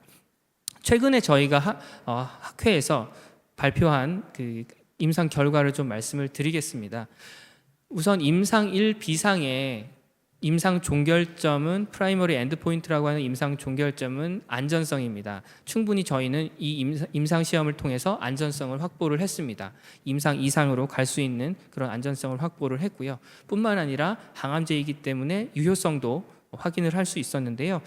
특히 이 MTMBC 환자 저희가 총 11분의 환자를 대상으로 임상을 진행을 했는데 이 중에서 5분의 환자에서 임상적으로 효용이 있다는 걸 확인을 했고 특히 4분의 환자에서는 이 PR 부분 관해를 확인을 할 수 있었습니다. 특히 다음 그래프를 보시면 좀 더 명확하게 그 결과를 보실 수가 있겠는데요. 특히 오른쪽에 보이는 고용량 데이터에 주목을 해보시면 좋을 것 같습니다. 저희가 고용량 데이터를 말씀을 드리는 이유는 저희가 이제 임상 2상을 진행을 할 계획인 용량이 바로 16mg/kg입니다. 총 6분의 환자 가운데서 3명의 환자에서 부분 관해를 확인할 수 있었습니다. 즉 비율로 보면 50%입니다. 뭐 환자 수는 적지만 이 50%라는 PR 비율은 지금 현재 최근에 키트루다가 키모랑 콤비로 MTMBC에서 지난 11월에 FDA 허가를 받았을 때의 이 객관적 반응률이 53%라고 비교를 해보면은 충분히 의미 있는 숫자고요. 그 환자분들은 PD-L1 발현이 높은 환자만 대상으로 하고 있지만 저희 임상에서는 단순히 PD-L1 이 발현에 상관없이 모든 환자를 대상으로 저런 좋은 결과를 보여줬다라는 점에서 저희 머크도 상당히 고무적이라는 이런 판단을 했고 그래서 임상 2상을 함께 진행을 할 계획입니다.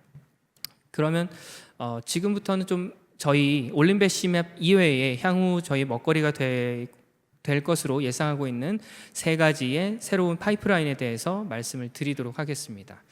저희 기존에 이제 항암제 개발을 오랫동안 진행을 했고 면역 항암제의 큰 축이 될 것으로 생각하는 저희 이제 PMC 309에 대해서 말씀을 드리겠습니다. PMC 309는 비스타를 저해하는 기존의 면역 항암제입니다. 좀 어려운 얘기가 될 수 있겠지만은 이 비스타라는 거는 MDSC와 같은 세포와 T세포의 작용을 저해하는 그런 MDSC와 T세포 사이에 관여하는 물질이 비스타고 저희 PMC 309는 이런 비스타의 기능을 저해함으로써 면역세포를 활성화시켜서 이 종양세포를 공격하는 그런 기능을 가지고 있습니다. 뿐만 아니라 이 비스타 기전이 또 중요한 것 중에 하나는 이런 PD-1, PD-L1 같은 면역 관문 저해제를 투약을 하게 되면은 결국 환자의 그 종양 미세 환경에서는 굉장히 비스타가 많이 발현되는 경향이 있습니다. 그래서 이런 비스타를 차단하는 PMC 309가 기존의 PD-1, PD-L1과의 병용 치료 요법으로 또 주목을 받을 걸로 저희는 기대를 하고 있습니다. 그래서 저희가 이 다양한 후보 물질 중에서 PMC 309를 조금 적극적으로 개발을 하게 된 이유는 상대적으로 이런 다양한 면역 관문 저해제 중에서 개발 구도가 조금은 우호적이었습니다. 상대적으로 개발하고 있는 업체의 수가 좀 적었고, 그래서 저희가 초기 진입자인 저희 파맵신과 같은 바이오텍 입장에서 상당히 유리한 타겟이다라고 저희가 판단을 했기 때문입니다. 이 현재 좀 개발하는 경쟁 구도를 보시면 원래는 존슨앤존슨이 이제 이뮤넥스트라는 바이오텍에서 파이프라인을 도입을 해와서 개발을 하다가 임상 1상에서 이제 사이토카인 스톰이 나오면서 조금 임상을 실패를 했습니다. 그 이후에 잠깐 비스타 관련 개발이 좀 중단이 되었다가 저희가 이제 본 거는 충분히 이런 저희의 이 PMC 309는 비스타에만 특이적으로 가서 굉장히 특이도가 높은 항체이기 때문에 이런 예상치 못했던 부작용이 적지 않을까 이렇게 좀 판단을 하고 있어서 저희가 적극적으로 개발을 하게 되었습니다. 보시는 것과 같이 글로벌 제약사 바이오텍도 상당히 관심을 갖고 있는 그런 기전 중에 하나라고 보시면 될 것 같습니다. 저희가 충분히 동물 실험에서 단독뿐만 아니라 기존의 PD-1 항체와 병용요법으로 좋은 결과를 확인을 하고 현재 글로벌 CDMO 업체인 썰모피셔라는 업체를 통해서 저희가 이제 항체 생산을 진행을 하고 있고 내년 정도에 글로벌 임상 1상 내후년 정도에 글로벌 임상 1상에 들어갈 계획을 하고 있습니다. 두 번째로 말씀드릴 저희 또 퍼스트 인 클래스 파이프라인 중에 하나는 타이2를 활성화하는 기전을 가지고 있는 PMC 403이라는 물질입니다. 이 어떻게 보면은 신생혈관이라는 거는 저희 파맵신의 설립 모태와도 같은 그런 분야인데요. 과거에 이제 많은 이 개발하시는 분들이 어떻게 하면 신생혈관 생성을 차단할까를 이렇게 생각을 하셨었는데 단순히 이제 신생혈관의 생성 억제뿐만 아니라 비정상적인 혈관을 어떻게 하면 정상화할 수 있을까 이런 생각에서 나온 게 바로 저희 PMC 403입니다. PMC 403은 타이2라는 수용체를 활성화하는 물질입니다. 이 타이2는 어떻게 보면은 신생혈관의 처음과 끝에 관여하는 그런 수용체인데요. 저희 PMC 403이 뭐 혈관을 무한하게 확장한다는 그런 개념은 아니고 비정상적으로 생겨난 혈관을 정상화한다라는 그런 물질로 이해하시면 될 것 같습니다. 아직까지는 이렇게 타이2를 직접적으로 활성화하는 물질은 굉장히 개발하는 수가 적고요. 물론 비슷하게 개발하고 있는 회사가 있지만 다른 이제 합성의약품이거나 이렇기 때문에 항체로서 개발하고 있는 업체는 또 저희 파맵신이 굉장히 앞서 있다라고 말씀을 드릴 수 있을 것 같습니다. 그래서 앞에서는 저희가 항암제를 말씀을 드렸지만 PMC 403은 저희가 안질환을 먼저 타겟으로 개발을 할 계획입니다. 현재 노인성 황반 변성 그리고 당뇨성 망막 부종 같은 대표적인 안질환 같은 경우는 대부분 VEGF-A를 차단하는 루센티스, 아일리아, 또 아바스틴, 오프레이블로 쓰고 있는 이런 약물들이 사용이 되고 있는데요. 저희는 기전은 기전이 차별화가 되는 부분에 강점이 있고 그리고 동물 실험을 통해서도 그런 가능성을 충분히 확인을 할 수 있었습니다. 기존의 아일리아와 비교 임상을 통해서 충분히 아일리아에 필적하는 그런 효과를 확인을 할 수 있었습니다. 따라서 이 PMC 403은 안질환을 중심으로 개발을 할 계획이고요. 뿐만 아니라 말씀드렸던 것처럼 우리 몸속에 많이 연결되어 있는 다양한 혈관 관련 질환으로 확장을 할 계획입니다. 안질환을 시작으로 해서 저희가 폐, 신장 질환 그리고 뇌 질환까지 장기적으로 확장을 할 계획이고요. 현재 미국 NIH 산하기관과 전신 모세혈관 누출 증후군이라고 하는 또 희귀 치료제에 대해서 비임상으로 공동 연구를 하고 있습니다. 또 이런 공동 연구에서 좋은 결과가 나온다면은 또 향후 또 좋은 소식을 전해드릴 수 있을 것 같습니다. 그래서 PMC 403 같은 경우는 현재 저희가 이제 삼성바이오로직스 쪽과 CDMO 계약을 체결을 해서 열심히 임상 시료를 생산을 하고 있고 항암제보다는 조금 비임상 기간이 길기 때문에 마찬가지 2022년에 글로벌 임상 1상을 진입을 할 계획입니다. 그리고 PMC 402를 좀 말씀을 드리겠습니다. PMC 403과 402는 동일하게 타이2를 활성화하는 기전을 가지고 있습니다. 하지만 조금은 좀 저희가 개발 전략을 다르게 가져가고 있는데요. PMC 403이 다양한 혈관의 정상화를 타겟으로 개발을 한다면 PMC 402는 항암제로 저희가 개발을 할 계획입니다. 그 미세 종양 미세 환경에서 면역 세포가 암 세포로 투과되는 게 높은 거를 확인을 할 수 있었고요.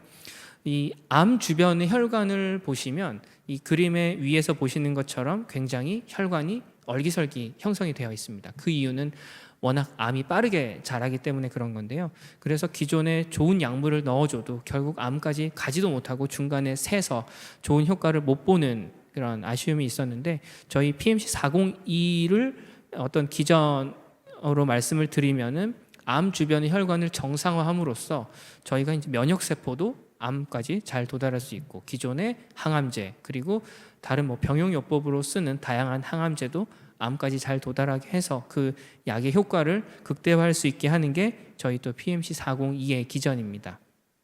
따라서 이 PMC 402도 마찬가지로 삼성바이오로직스에서 현재 물질 생산을 진행을 하고 있고 내년 하반기 정도에 글로벌 임상 1상에 진입을 할 계획입니다. 지금까지 말씀드렸던 거를 조금 정리를 해서 말씀을 드리면은 올해 저희 파맵신에 많은 이슈들이 있었습니다. 가장 중요한 거는 올린베시맙의 키트루다 병용 임상 시험에서 상당히 좋은 결과를 도출했다라는 게 가장 큰 의미가 있었고요. 그리고 과거에는 저희 파맵신에 없었던 PMC 309, 403, 402라는 또 새로운 퍼스트 인 클래스 가능성이 있는 파이프라인들에 대해서 본격적으로 개발이 시작했다라는 점이 올해 가장 저희에게 의미 있었던 이슈였습니다. 내년에는 저희 올린베시맙의 임상 2상 그리고 전이성 3중 음성 유방암 환자를 대상으로 한 임상 2상 진입 그리고 PMC 309, 403, 402의 글로벌 임상 1상 진입 준비가 저희 파맵신에 있어서 가장 큰 이벤트가 될 것으로 예상을 하고 있습니다. 뿐만 아니라 저희가 또 다양한 또 파트너링 행사에 계속 참여하면서 또 투자자들에게 좋은 소식을 말씀드릴 수 있는 그런 이벤트들을 위해서 계속 노력을 하고 있습니다. 이 정도로 저희 파맵신에 대한 내용을 말씀을 드리고요. 혹시 질문 있으시면은 질문을 몇 가지 받도록 하겠습니다. 네, 잘 들었습니다. 지금 굉장히 활발한 반응들을 보여주고 계신데요. 몇 가지 질문 드리도록 하겠습니다. 먼저 올린바시맵의 기술 이전 가능성에 대해 질문을 주셨습니다. 답변 부탁드리겠습니다. 네, 아마 많은 투자자분들이 가장 관심을 가지고 있고 저희 파맵신에서도 가장 중요하게 생각하는 게 바로 이제 올린베시맙의 기술 이전 가능성인데요. 저희가 아까 말씀드렸던 것처럼 전이성 3중 음성 유방암에서 굉장히 좋은 결과를 보였고 또 따라서 이 전이성 3중 음성 유방암에 집중을 해서 임상 2상 결과를 빨리 도출을 할 계획입니다. 현재 36분 정도로 지금 임상 디자인을 진행을 하고 있는데요. 이 결과에서 또 좋은 결과를 얻으면은 충분히 좋은 소식을 드릴 수 있지 않을까라고 생각이 들고 저희가 올린베시맙에 대해서 PD1, PD-L1과의 병용은 이제 머크 쪽에서 우선권이 있기 때문에 머크랑 먼저 협상을 진행을 하겠지만은 충분히 다른 기회도 계속 다른 기존의 항암제라든가 다른 기전의 항암제들과의 병용요법은 여전히 기회가 열려 있어서 또 다양한 파트너를 찾는 노력을 지속하고 있습니다. 가장 중요한 거는 임상 2상에서 좋은 결과를 먼저 도출하는 게 가장 시급한 과제일 것 같습니다. 네, 답변 감사드립니다. 질문을 하나 더 드려보려고 하는데요. 지금 JP 모건 컨퍼런스의 참여 여부에 대해서 좀 관심이 많으신 것 같은데 혹시 답변 괜찮으실까요? 저희가 이런 다양한 파트너링 행사에는 계속 참여를 하고 있고 올해는 온라인으로 진행이 되고 있어서 그렇지만 계속 저희 다양한 파트너링 행사에 참여하고 있습니다. 네, 답변 감사합니다. 그러면 혹시 마지막으로 투자자분들께 또 하시고 싶은 말씀 있으시면 조금 더 부탁드려도 될까요? 네, 저희가 이제 2018년 11월에 상장을 하고 이제 한 2년 정도가 지났습니다. 참 정신없이 이제 회사가 달려왔고요.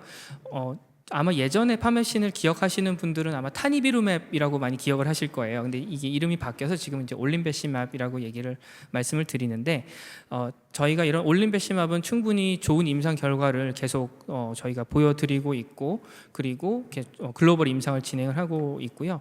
또 이제 3가지 또 새로운 파이프라인 또 새롭게 만든 것처럼 상당히 상장 이후에 2년 동안에 많은 저희 준비와 변화가 있었습니다. 그래서 어떻게 보면은 올해 그리고 내년이 저희 파맵신의 가장 큰 변화의 한 해가 되지 않을까, 이런 말씀을 드리고 싶습니다.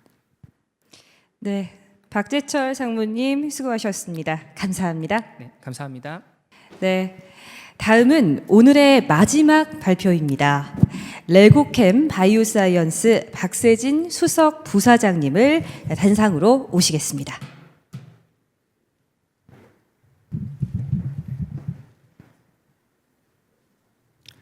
네, 안녕하십니까. 레고캠 바이오 수석 부사장 박세진입니다.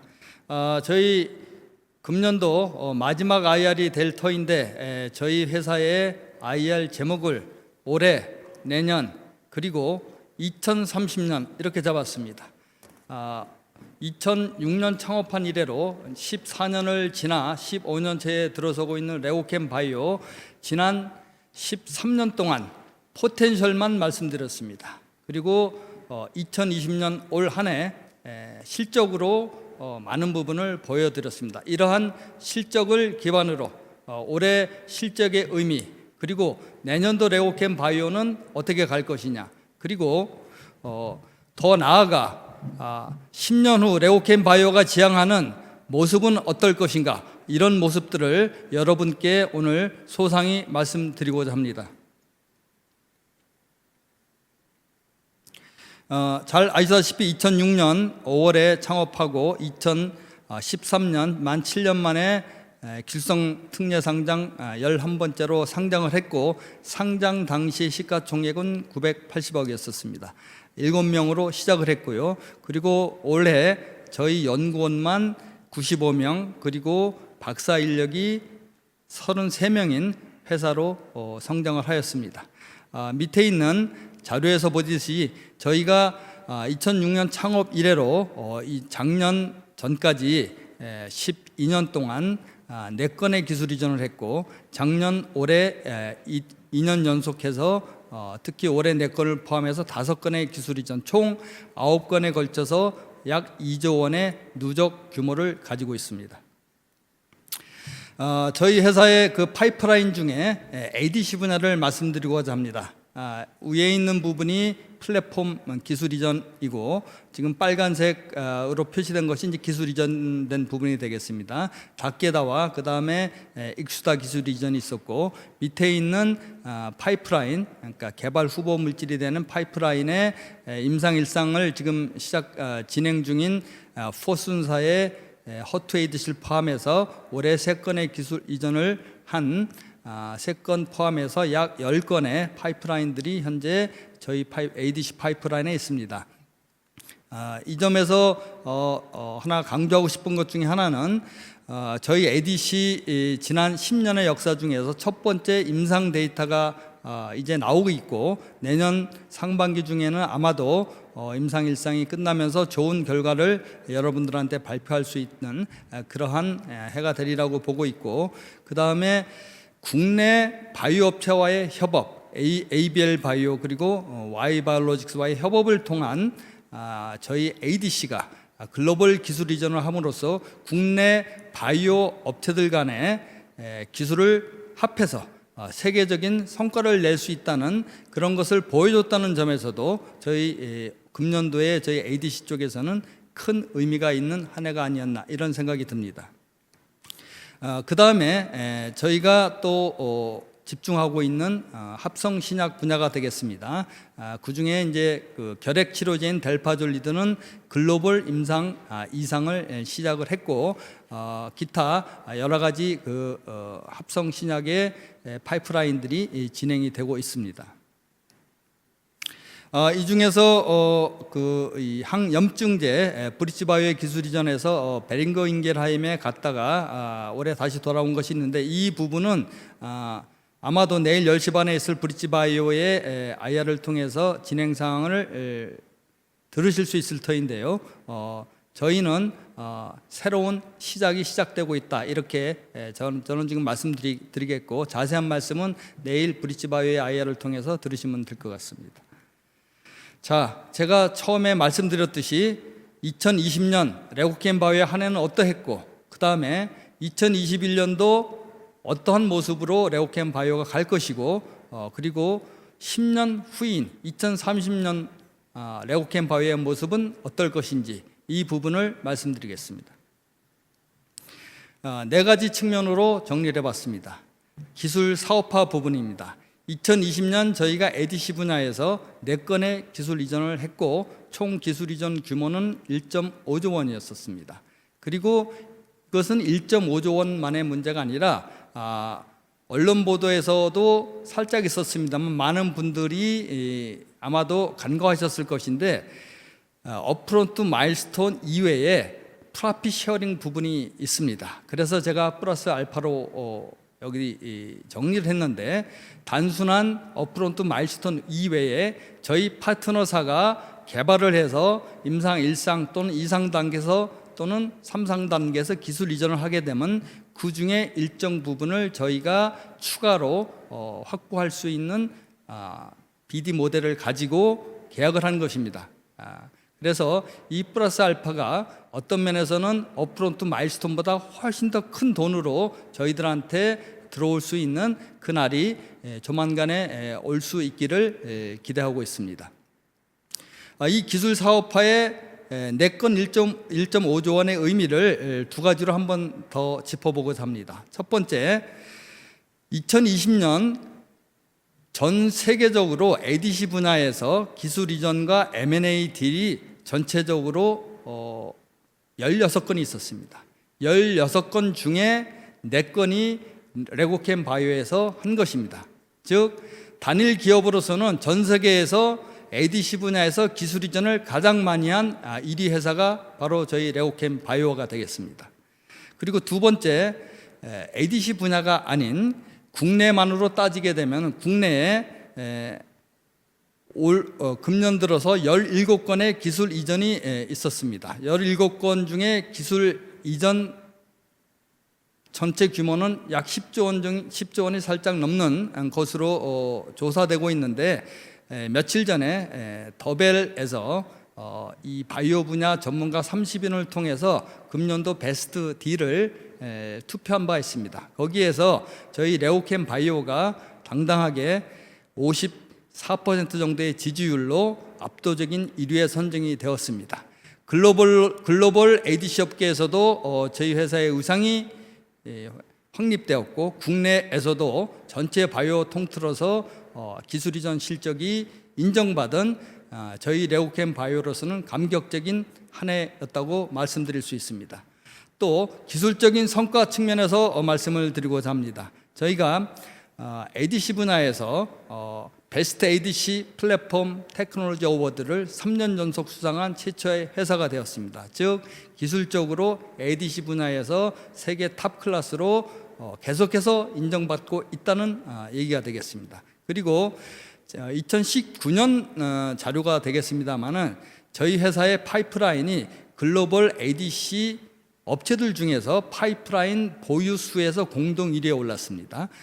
이뮤노젠사하고 에브비 이 두 개 회사와 같이 저희 회사가 당당히 파이프라인 보유수 1위에 올랐고, 2위에 있었던 회사가 여러분들 잘 아시는 시애틀 제네틱스, 그리고 다이치 산교가 되겠습니다.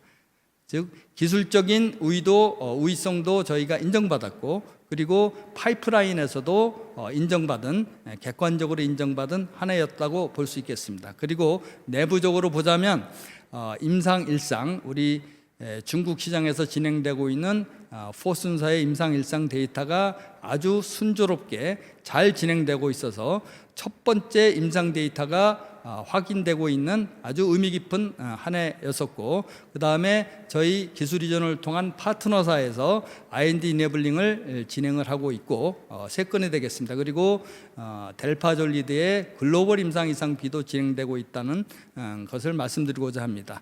이러한 기술 사업화, 기술 성과 이런 것들이 결국 시장에 반영된 것이 회사의 시가총액이라고 할 수 있겠습니다. 2020년 초에 저희 회사는 오랫동안 5천억 대의 박스권에서 머무르고 있었습니다. 그런데 그리고 약 코스닥 기준은 62건이었었죠. 그런데 최근에 1.5조 원 이상의 시가총액을 유지하고 있고 코스닥 순위 22건을 유지하고 있습니다. 이런 것들을 단적으로 보여주고 있는 하나의 지표 중에 하나가 일일 평균 거래 규모가 작년 1년 동안에 44억이었습니다. 그런데 최근 한 달 사이에 저희 회사의 거래 금액 규모가 무려 800억 전후가 되고 있습니다. 약 20배 정도의 거래 금액이 늘었다는 것이 레오캠 바이오가 올 한 해 시장에 보여준 저력과 실력을 시장에서 인정해 준 대가가 아닌가 이렇게 생각하고 있습니다. 또 이러한 부분에서 저희가 핵심 역량을 확보를 추가했는데 언론 보도로 말씀드렸습니다마는 ADC 분야의 세계 최고의 전문가 3명을 저희가 컨설턴트로 활용하고 있고 그 다음에 연구원 숫자를 한번 말씀을 드리자면 연구원만 95명이고요. 그중에 박사가 33명입니다. 아마 국내 바이오 업계 중에서 이러한 인력 규모를 갖고 있는 회사는 별로 없을 것이라고 생각됩니다. 이것은 오직 신약밖에 없다. 이러한 길을 꾸준히 가고 있는 김영주 대표이사의 신약에 대한 철학이 반영된 결과가 아닌가 이런 생각이 듭니다. 자, 이어서 내년도 기대 성과를 비교적 간략히 설명드리고자 합니다. 저희가 2년 전서부터 향후 레오캠 바이오는 매년 글로벌 기술 이전 3건 이상을 하는 회사가 되겠다 이렇게 저희가 말씀을 드렸었습니다. 그리고 올 한 해 4건으로서 그 기준을 충족시켰고 내년 역시 연 3건 이상의 글로벌 기술 이전을 실현시키겠습니다. 그리고 이를 위해서 다양한 국내외 회사들하고 공동 연구 파트너 계약도 지속적으로 추진하겠습니다. 그리고 이제 이러한 그 기술 이전의 실적들은 기존의 기술 이전 실적과 함께 이제 신규 기술 이전 수익이 있겠고 또 기존 계약에 의한 마일스톤 수익이 있을 것인데 마일스톤 수익이 점점 많아지는 그러한 첫 해가 내년도가 되지 않을까 이렇게 말씀드리겠습니다. 두 번째, 앞서서 살짝 말씀드렸었습니다만 기술적 성과로서 ADC 분야에서 처음으로 클리니컬 데이터를 확보를 하게 됩니다. 허투 ADC 아까 말씀드렸었고 저희가 금년도에 기술 이전한 3건의 기술 이전 파트너사들이 굉장히 어그레시브한 기술 이전 개발 계획을 지금 가지고 있습니다. 그래서 보통 1년 이상 걸리는 IND 그 파일링을 가능한 한 당겨서 내년도 4, 4분기 또는 후년 초까지 임상 일상을 진입하겠다는 굉장한 그런 열정을 보이고 있습니다. 저희가 이러한 계획에 공동 개발 파트너로 참여도 하면서 저희 레고캠의 모든 역량을 그분들과 함께 나누면서 저희들의 그 ADC 파이프라인이 빨리 임상 단계에 진입할 수 있도록 저희가 최선을 다하겠습니다. 그리고 저희 독자적인 신규 파이프라인을 2건 이상 발굴하고자 합니다. 이미 그 2건의 기술 개발 후보 물질 어느 정도 저희가 지금 가지고 있고요. 내년 중에 개발 단계에 진입하는 단계에서 여러분들과 그 내용을 공유할 수 있을 것 같습니다. 그리고 기술적인 분야에서도 신규 톡신 발굴이라든지 특히 바이스페시픽을 포함한 새로운 ADC 분야의 확장 이런 부분에 대해서 저희가 많은 연구 개발을 통해서 의미 있는 실적을 만드는 한 해가 되도록 하겠습니다. 그리고 합성신약 분야에서 델파졸리드가 순조롭게 임상, 이상, 비가 진행될 수 있도록 회사의 모든 역량을 기울일 것이고 기타 면역항암제 쪽에서도 의미 있는 결과를 도출하도록 하겠습니다. 그리고 이 뒤에 말씀드릴 내용 중에 하나입니다만은 2021년도부터의 레고캠의 화두는 레고캠 고유의 독자 개발 역량입니다.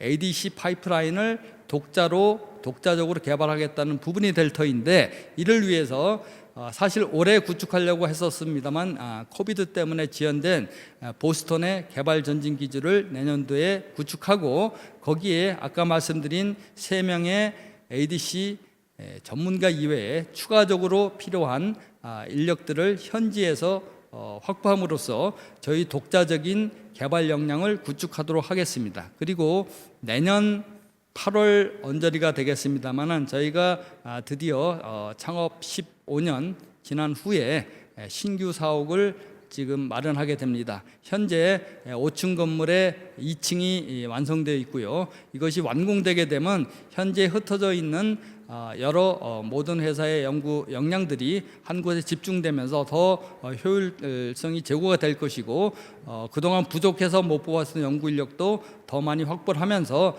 명실공히 세계적인 ADC 또 신약 개발 회사에 걸맞는 외형적인 모습도 구축하도록 하겠습니다.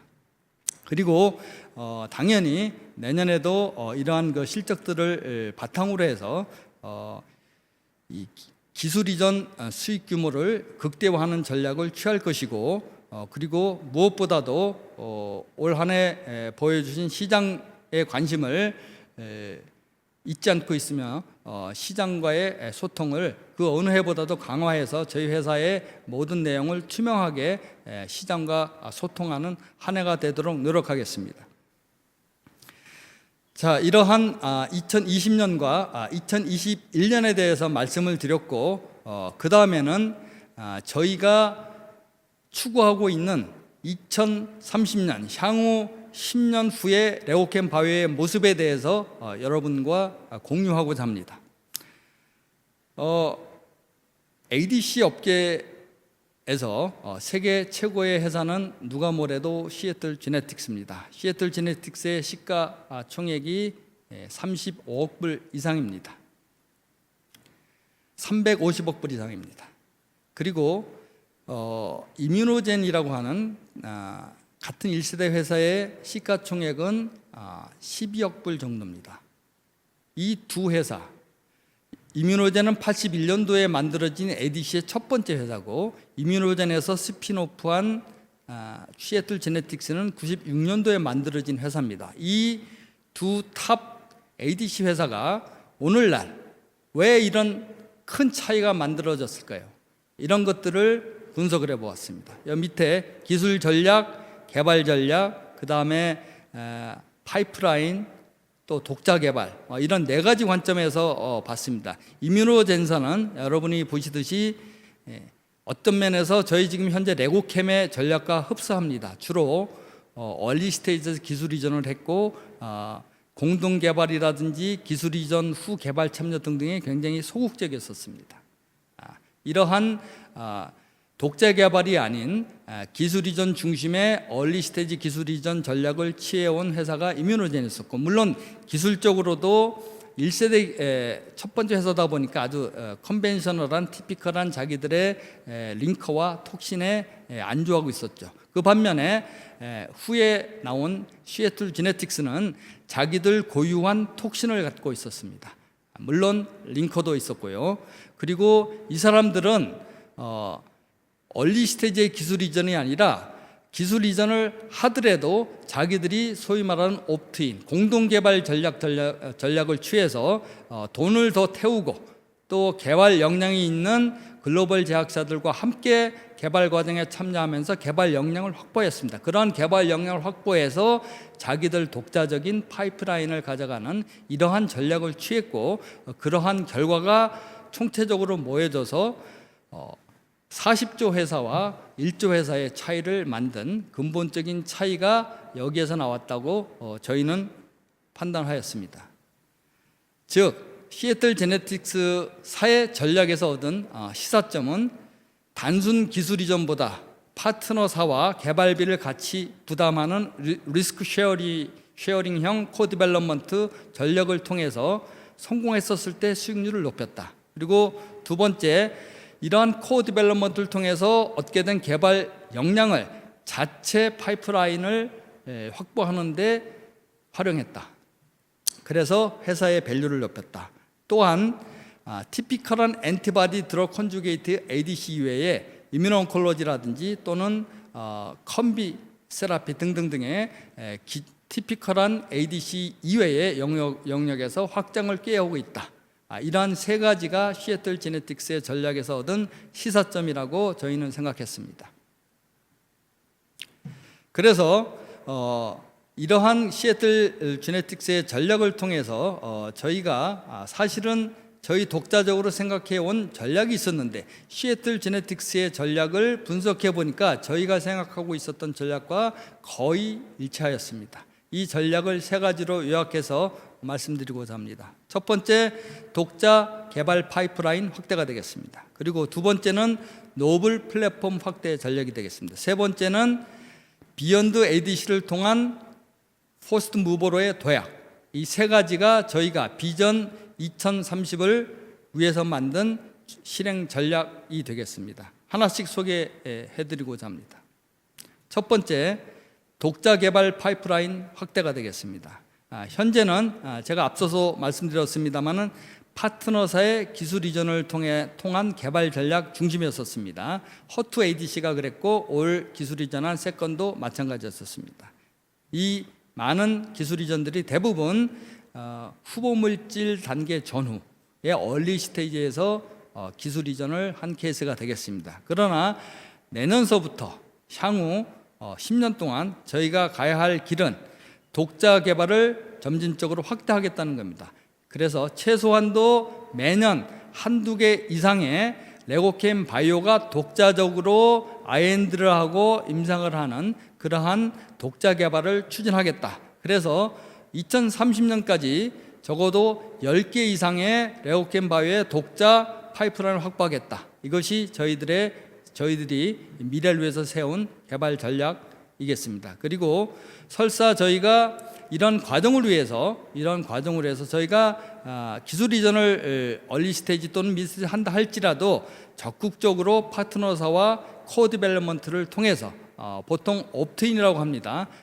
개발 과정에서 파트너사가 개발할 때 저희도 같이 개발비의 일부를 부담하고 같이 개발을 추진함으로써 그 과정에서 개발 역량을 갖고 있는 파트너사의 역량을 저희가 많이 배워서 저희 독자 개발에 활용하겠다는 얘기가 되겠습니다. 그리고 저희가 독자 개발한 파이프라인은 임상 1상 2상 이렇게 저희가 가지고 가서 훨씬 더 높은 수익으로 기술 이전을 하겠다는 전략이 되겠습니다. 참고로 임상 개발 단계별 기술 이전의 가치를 좀 요약한 자료가 있습니다.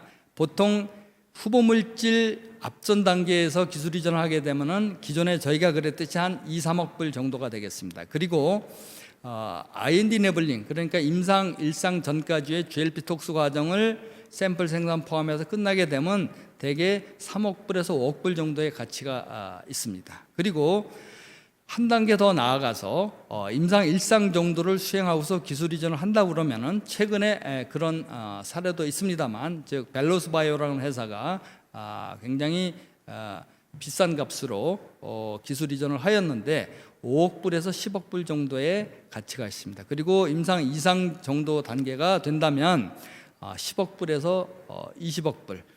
최근에 이뮤노메딕스가 길리어드의 그 트롭2 ADC를 발굴한 다음에 허가받은 다음에 26억 불 언저리에 물론 회사가 넘어갔습니다만 굉장히 큰 규모로 멀지가 됐는데 그 가치의 대부분은 하나의 허가였었습니다. 이렇듯이 ADC 분야에 있어서 기술 이전 단계별로 가치가 2배, 3배, 4배 이렇게 커지고 있습니다. 그동안에 저희는 여러 가지 제약상 특히 자금과 개발 역량의 부족으로 얼리 스테이지 전략을 취했었습니다만 향후 저희 독자적으로 일상 이상 더 나아가서 중장기적으로 독자적인 런치까지 가져감으로써 저희가 가지고 있는 ADC 파이프라인의 가치를 극대화하는 전략을 취하도록 하겠습니다. 두 번째는 노블 플랫폼 확대 전략이 되겠습니다. 저희 레오캠 바이오가 3년 연속 플랫폼 베스트 어워드를 받고 했었던 이유 중에 하나는 저희가 전통적으로 갖고 있었던 링커 그리고 사이트 스페시픽한 컨주게이션 메소돌로지 이 두 가지만 있었다면 아마 그러질 못했을 겁니다. 왜냐하면 그 링커나 접합 방법 이런 것들은 지금 현재 여러 경쟁 업체들에서도 많이 어베이러블한 그 대안들이 있습니다. 그러나 저희가 이러한 그 지금 기술 이전 건수와 그다음에 여러 좋은 평가를 받고 있었던 것은 PBD라고 하는 톡신의 시장에서 언맨니즈가 있습니다. 그 언맨니즈를 가장 잘 해결해 줄 수 있는 고유한 톡신을 보유한 것에 그 더 큰 그 비중이 있습니다. 그래서 저희 레오캠 바이오가 가지고 있는 가장 큰 내부 핵심 역량은 메디시널 케미스트리 역량입니다. 그런 메디시널 케미스트리 역량을 활용을 해서 새로운 톡신을 지속적으로 발굴할 것이고 거기에 이뮤노온콜로지, 페이로드 등등등 신규 면역 항암제를 ADC에 붙이거나 또는 병용 투여하는 방식으로 저희들의 노블 플랫폼을 지속적으로 확장해 나갈 예정입니다. 세 번째 전략은 비욘드 ADC가 되겠습니다. 엔티바디 드러그 컨주게이트 항암제 중심의 ADC에서 그것을 넘어서는 새로운 분야로 진출하겠다는 얘기입니다. 그래서 그 중에 가장 먼저 저희가 출하할 것이 바이스페시픽 분야가 되겠고요. 그 다음에 이 면역 항암제와의 병용 치료 내지는 면역 항암제를 페이로드에 다는 새로운 시도를 통해서 가겠다는 것이고 이 엔티바디 이외에 항생제라든지 다양한 분야로 확장을 해서 이러한 그 분야에서 저희가 글로벌 선도자가 되는 그러한 방향으로 저희들의 전략을 추구해 나가고자 합니다. 이러한 모습을 담은 비전을 한 장으로 요약하면 다음과 같습니다. 현재 2020년 글로벌 탑3 10억 불 회사 여기에서 저희가 앞서 말씀드린 그런 전략들을 통해서 2025년까지 탑2 10억 불 이상의 그러니까 100억 불 이상의 시장 가치를 갖는 회사로 도약을 하고 더 나아가 저희들이 런치도 하고 독자적인 파이프라인을 가지면서 실질적으로 글로벌 넘버원이 되는 시애틀 제네틱스를 넘어서 글로벌 넘버원이 되는 그러한 회사로 성장을 해 나가겠다는 것이 저희들 레오캠 바이오의 비전이 되겠습니다.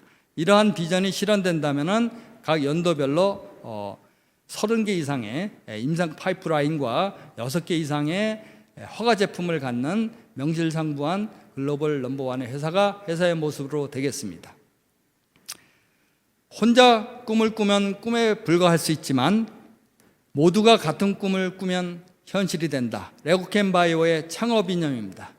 제가 지금 말씀드린 글로벌 탑1의 길 멀고도 험합니다. 그러나 지금까지 저희가 이 길을 걸어왔듯이 글로벌 탑1을 향한 멀고도 험한 꿈을 저희들은 달성하고자 하는 열망이 있습니다. 앞으로도 레오캠 바이오를 계속 주목해 주시면 감사하겠습니다. 감사합니다. 네, 멋진 발표해 주신 박세진 수석 부사장님 감사드립니다. 올해 성과와 향후 기대 성과 그리고 또 비전까지 말씀을 해주셨는데요.